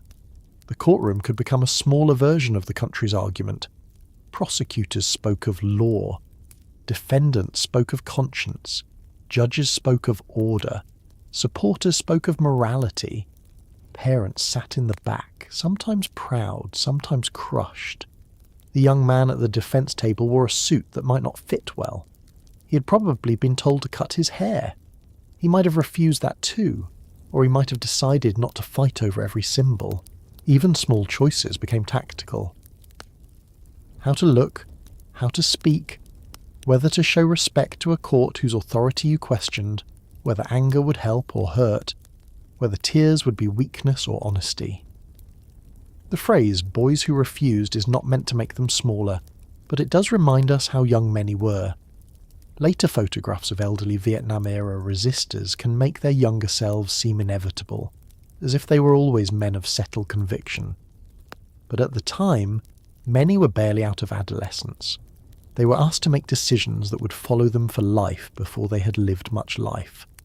A 20-year-old refusing induction was standing against not only the military, but also the expectations of adulthood around him. Get a job, serve if called, make your parents proud, do not embarrass the family, do not go to jail, do not act like you are wiser than everyone else. The refusal broke all of those rules at once. That is why even sympathetic adults sometimes found resistors difficult. They looked young, and yet they were making claims usually reserved for prophets, martyrs, or judges. They were saying on this matter, I cannot obey you. There is a particular loneliness in that sentence. I cannot obey you. It separates the speaker from the comfort of belonging. Most people want approval, especially from those who raised them. Even rebels want someone to understand. But conscience, when taken seriously, can leave a person without immediate approval from anyone who matters most. Some resistors had supportive parents. Some did not. Some had girlfriends who stood by them. Some relationships collapsed under the pressure. Some churches blessed them. Some expelled them socially without using that word. Some friends admired them and then drifted away because prison visits and court dates are harder than campus conversations. Refusal was not a mood. It was a structure of consequences. The state also had its own need to make examples. If refusal became too easy, the draft's authority weakened. If too many men saw that non-compliance carried a little risk, the system could fray. So prosecution was not only about punishing an individual, it was also about communicating to others. The problem, as with draft card burning, was that punishment could make the resistors' point louder. A young man sent to prison for refusing Vietnam could become evidence, to supporters, that the government punished conscience. To opponents, he became evidence that law still meant something. The same sentence did double work. When the war wound down and the United States ended direct military conscription in 1973, the legal and moral aftermath remained. Ford's 1974 conditional clemency program offered certain Vietnam-era draft evaders and deserters a path toward reconciliation if they completed alternate service and acknowledged allegiance. But the proclamation also stated that failure to answer the country's call was a serious offence, and that reconciliation did not require condoning it. That wording shows the uneasy middle position of the government at the time: mercy but not full approval, return but with conditions, healing but with an insistence that something wrong had been done. For many resistors that was not enough. They believed they had not failed the country. They believed the country had failed morally in Vietnam. Then, in 1977, President Jimmy Carter issued a full, complete and unconditional pardon for many violations of the Military Selective Service Act committed between August 4, 1964 and March 28, 1973, though the pardon had exclusions and did not cover every related military case. Legally, that changed a great deal. Emotionally, it changed less than people hoped. A pardon does not make a father say what he never said. It does not restore years in prison. It does not remove the memory of the induction centre. It does not undo the shame someone felt, or the pride someone felt, or the confusion between them. It does not settle the argument between a veteran who went and a resistor who refused. It does not tell a mother whether her son was saved or lost by his decision. It does not answer whether courage lived in the man who obeyed or the man who disobeyed. It may answer a legal question. It cannot answer the human ones. By the end of the Vietnam draft era, conscience had become one of the hardest words in American public life. Everyone wanted to claim it. Soldiers could claim conscience in serving. Resistors could claim conscience in refusing. Parents could claim conscience in urging obedience. Ministers could claim conscience in blessing resistance or condemning it. Politicians could claim conscience while sending other people's sons to war. The word did not simplify anything. It made the conflict more intimate. If the draft was only about law, then obedience settled it. If the draft was also about conscience, then every young man had to become a court inside himself. Picture the induction room one last time. Not the famous athlete, not the newspaper photograph, just an ordinary young man. The floor is polished from years of use. The air smells faintly of paper, sweat, and government buildings. Other men stand nearby. Some look bored. Some are frightened. Some are already resigned. An officer calls names. The process moves forward because processes are designed to move forward. Then his name comes. He has imagined this moment for weeks, maybe months. He has spoken to a minister, a lawyer, a draft counsellor, a friend. He has argued with his parents. He has written statements. He has changed his mind and changed it back. He has slept badly. He has tried to picture prison and failed. Now there is no more preparation. There is only the step. The name is called again. The room waits, and he does not move. That stillness travelled far beyond the room. It travelled into courts, prisons, newspapers, churches, family histories, and presidential proclamations years later. It became part of the larger story of a generation divided not only by whether they supported a war, but by how they answered when the war demanded something personal. Some went, some found deferments, some crossed borders, some burned cards, some refused and accepted the cell. None of those choices remained neatly inside the years when they were made, because the war followed people home in different forms, and it followed even those who never went. Some went, some found deferments, some crossed borders, some burned cards, some refused and accepted the cell. None of those choices remained neatly inside the years when they were made, because the war followed people home in different forms, and it followed even those who never went. That is the part of the Vietnam draft story that is easiest to miss if we stop at the moment of decision. We can picture the young man opening the envelope. We can picture the lottery number. We can picture the doctor's office, the campus hallway, the bus to Canada, the burning draft card, the induction room where someone's name is called and he does not move. Those scenes have edges. They begin and end. But the aftermath did not have clean edges. It spread across decades. It moved into marriages, jobs, reunions, funerals, political campaigns, veterans' halls, family silences, and late-night conversations that began with one ordinary question and then became something heavier. What did you do during Vietnam? By the official count of the selective service system, 1,857,304 men were inducted during the Vietnam War era, from August 1964 through February 1973, which means that for nearly 2 million men, the draft was not an idea or a fear, but the actual route into military service. That number sits there plainly, as numbers do, but each one of those men had a house, a street, a mother or father or wife or girlfriend or friend who watched him leave. Some were willing, some were resigned, some were angry. Some believed in the war at first and came to doubt it later. Some doubted it and went anyway. Some had tried other paths and failed. Some did not try because, in the world they came from, trying not to go seemed unthinkable. This matters. When we tell the story of young Americans trying to dodge the draft, we have to keep the ones who did not dodge in the room with us. Not as a moral weapon against the others, not as a way to shame every man who avoided service, but because the choices were connected. The draft made every exit feel relational. If one man stayed home, another might go. If one man found a deferment, another without one might receive the call. If one man crossed the border, another boarded the bus to basic training. That was not always literally one for one, but emotionally, socially, in the minds of families and veterans, it often felt that way. The men who went to Vietnam came home to a country that did not know what to do with them. That sentence is repeated often, but it deserves to be slowed down.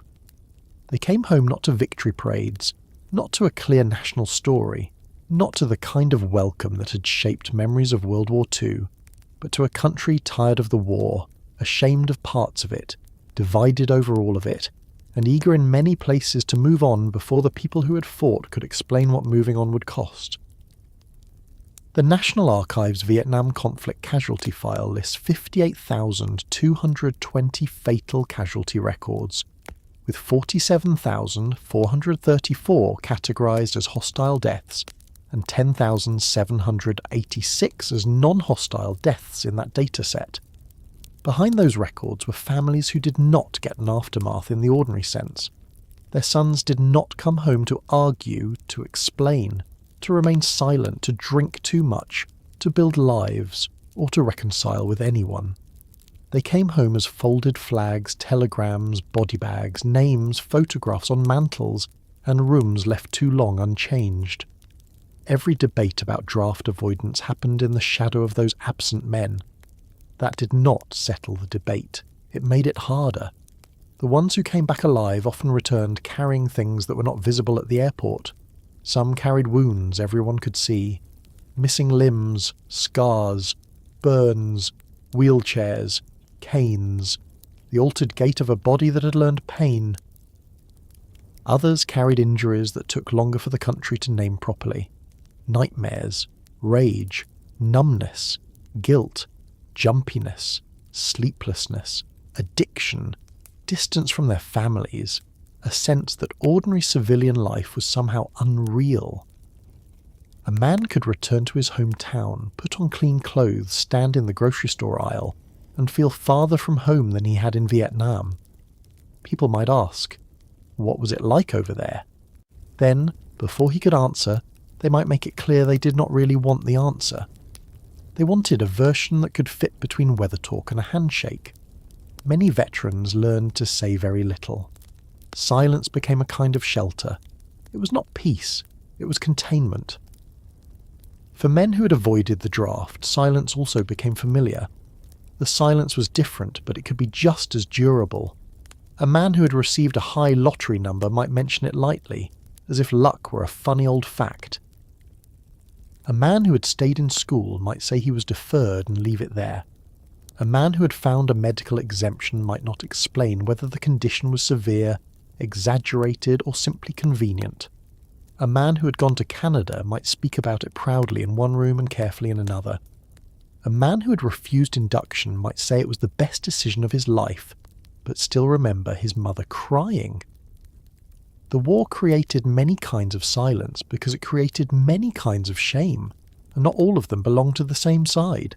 Some were ashamed they went, some were ashamed they did not, some were ashamed they had wanted not to go but lacked a way out.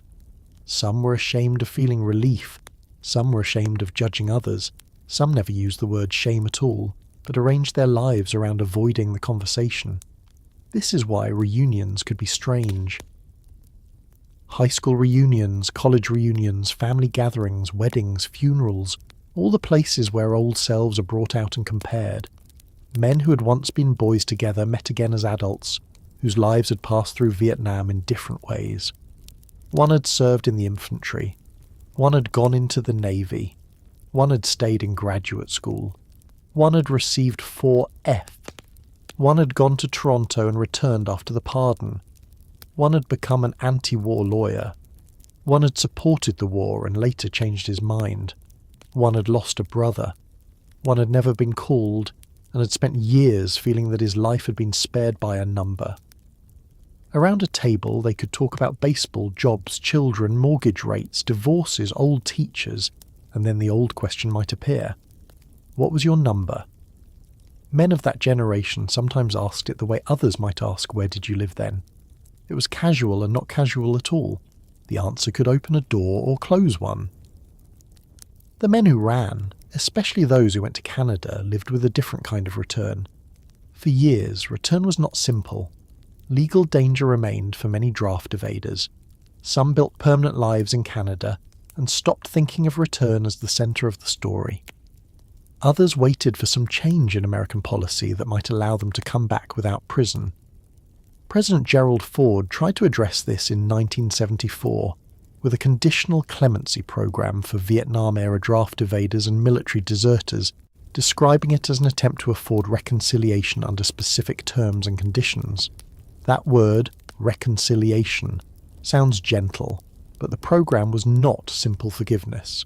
It asked people to accept conditions. It asked them to come back through a process that many resistors saw as an admission of wrongdoing. Some accepted, many did not. To a man who believed the war had been immoral, conditional clemency could feel like being told to apologise to the fire for refusing to walk into it.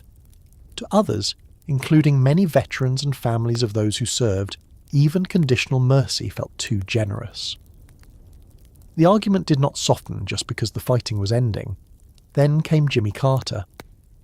On January 21, 1977, his first full day as president, Carter issued Proclamation 4483, granting a full, complete and unconditional pardon to many people who had violated the Military Selective Service Act between August 4th, 1964 and March 28th, 1973, while excluding certain offences involving force, violence, or selective service officials acting in their official duties. It was one of those presidential acts that looks short on paper and enormous in human consequence. For some, it opened the door home. For others, it confirmed that the country was finally admitting, indirectly, that punishment would not heal what Vietnam had broken. For critics, including many veterans, it felt like a betrayal layered on top of earlier betrayal. They had gone when called. They had done what the country asked, sometimes at terrible cost. Now the men who refused were being pardoned.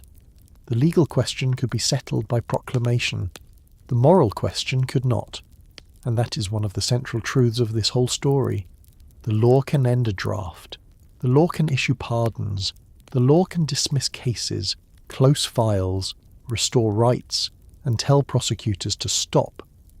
But the law cannot make people feel the same way about what happened. It cannot make a veteran look at a draft evader and see conscience instead of abandonment. It cannot make a draft resistor look at a veteran and see only service, without also seeing the war he believed was wrong. It cannot make a father forgive a son for leaving. It cannot make a son forgive a father for demanding obedience. It cannot make a mother forget the years she answered questions carefully, because one son was in Vietnam and another was in Canada. It cannot go backward into the kitchen and redo the conversation. The end of conscription itself changed the country in ways people did not always understand immediately. The Vietnam-era induction statistics ended in February 1973, and after that the United States moved into the era of the all-volunteer force. Many Americans experienced that as relief. The draft had torn through families and campuses, fueled protest, exposed class divisions, and made young men feel hunted by their own birthdays. Ending it removed one of the most direct ways the war had entered ordinary households. No more lottery nights with birthdays turned into numbers. No more student deferments holding young men in classrooms under invisible pressure. No more draft cards carried with that same immediate danger. But removing the draft also changed the relationship between the public and war. When a country no longer asks a broad cross-section of young men to face possible service, war can become easier for many citizens to keep at a distance. That is not a simple argument for bringing back conscription. It is simply one of the aftershocks. The draft made Vietnam personal for millions who never set foot in Vietnam. Without it, later wars would reach many families deeply, but not as universally. For the men who had avoided Vietnam, life continued in ordinary ways that did not always look like history.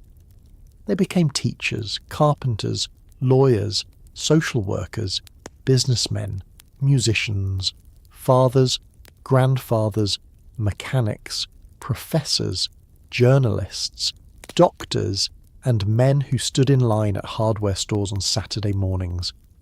Some stayed politically active, some became quiet, some leaned into the identity of war resister and told the story often. Others treated it as something that had happened long ago and belonged to another version of themselves. A man who went to Canada at 22 might, by 50, have children who thought of Canada as home and America as the complicated country from family stories. A man who'd used a medical exemption might later watch his own son turn 18 and feel an old tightness in his chest, even though there was no active draft. A man who had refused induction and gone to prison might become proud of the decision, but still dream occasionally of the room where his name was called.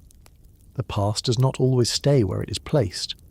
For veterans, the presence of men who avoided the draft could remain painful. Some veterans did not care. Some opposed the war themselves and respected resistors. Some became anti-war activists after returning. Some felt that everyone who could avoid that war had been right to do so. Others felt abandoned, not in a slogan sense, but personally. They remembered being 19 in a place where people were trying to kill them. They remembered friends dying. They remembered coming home to hostility or indifference. Then they heard, sometimes years later, that those who left or refused were being celebrated as principled. That could be hard to bear. It was not only politics, it was memory defending itself. A veteran might ask, "Where was your conscience when I was there?" A resistor might ask, "Where was the country's conscience when it sent you?" Both questions could be sincere. Neither one erased the other. The families had to find ways to live after the arguments. Some never did. There were fathers who did not speak to sons for years because of Canada, prison, or refusal. There were sons who never stopped feeling judged by fathers who had survived earlier wars and believed service was not optional. There were mothers who kept letters in boxes and did not show anyone. There were brothers divided by the accident of age, one old enough to be drafted, one just young enough to miss the worst of it.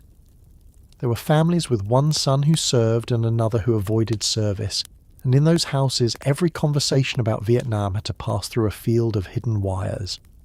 Thanksgiving could be dangerous. A casual remark could ruin the meal.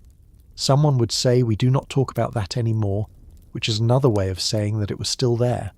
The country also had to decide what memory would look like. For years after the war, Vietnam was not easily absorbed into public ceremony. The dedication of the Vietnam Veterans Memorial in Washington in 1982 gave the nation a place to look directly at the dead, though even that memorial was controversial before it became beloved. Its black granite wall, cut into the earth, and bearing names rather than heroic figures, did something official language had struggled to do. It made absence visible without explaining it away. Families could touch a name. Veterans could stand in silence. A man who avoided the draft could visit too, though perhaps with a different feeling. The wall did not ask for political arguments. It did not say who was right. It named the dead. Sometimes that is the only honest beginning. For many former draft resistors, the wall could be difficult. They may have believed with complete sincerity that refusing the war was right, and still the names were names. Young men had died. Some had been drafted. Some had enlisted.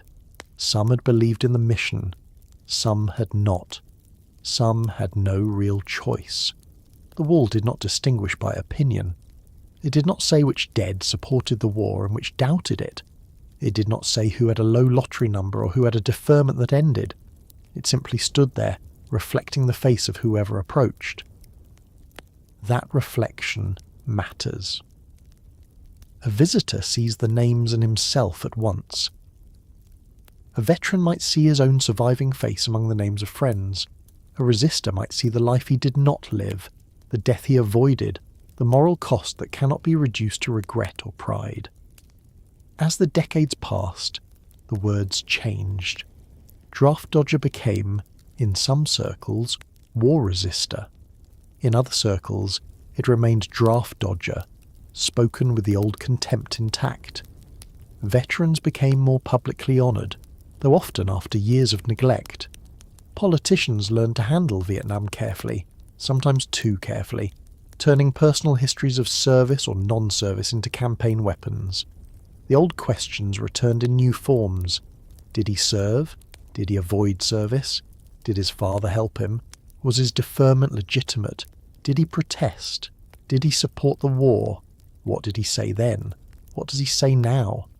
Vietnam remained a test people applied to character long after the draft ended. The war followed not only the boys, but the men they became. There is a hard kindness required to tell this history honestly.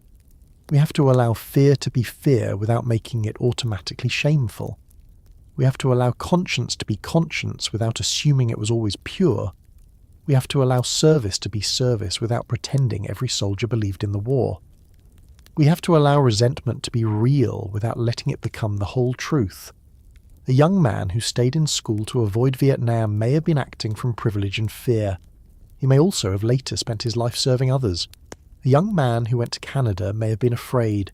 He may also have made a serious moral choice. A young man who went to Vietnam may have felt trapped. He may also have acted with courage. A young man who burned his draft card may have wanted attention. He may also have understood the war more clearly than many adults around him.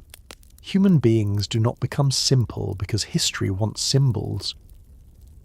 The phrase, "the war that followed them home," usually makes people think of veterans, and it should. But the draft made sure the war followed many kinds of men home. It followed the man who came back from combat and could not sleep. It followed the man who never went and could not explain why he still felt implicated. It followed the man who returned from Canada and found that the old neighbourhood had kept a version of him he no longer recognised. It followed the man whose father died before they reconciled. It followed the man who refused induction and later wondered whether he had been courageous or merely unable to do anything else. It followed the man who had a high lottery number and built an entire life on a luck he did not earn.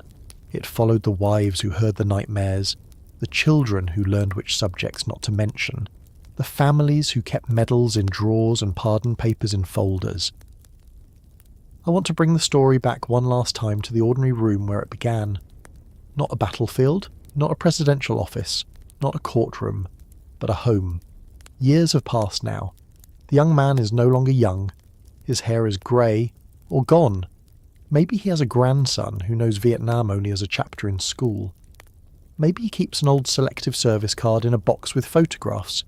Or maybe he threw it away because even touching it made him angry. Maybe he has never told the full story. One evening someone asks about those years. It might be a child grown now, finally old enough to ask carefully. It might be a friend. It might be a documentary on television that brings the room to silence. He pauses. That pause contains more history than the answer. Then he says something simple. I was drafted. I got a deferment. I went north. I refused. I was lucky. I was scared. I did what I thought I had to do. Any one of those sentences could be true, and none of them would be the whole story. That is what the Vietnam draft did to young Americans. It forced them to make adult decisions under pressure before many of them had become adults in any ordinary sense. It made birthdays dangerous, classrooms protective, doctors powerful, borders meaningful, cards symbolic, prisons moral, and family conversations fragile. It exposed class divisions that had always been there, but could no longer hide behind patriotic language. It revealed that courage and fear can live in the same act. It showed that law and conscience do not always walk together, and when the draft ended, when the files closed, when the pardons were signed, when the men grew older and the country moved on to other wars, other elections, other arguments, the old choices did not disappear. They settled into memory, where they remained difficult, personal, and unfinished. So when we ask how young Americans tried to dodge the Vietnam War draft, we are not only asking about tricks, loopholes, borders, and burned cards.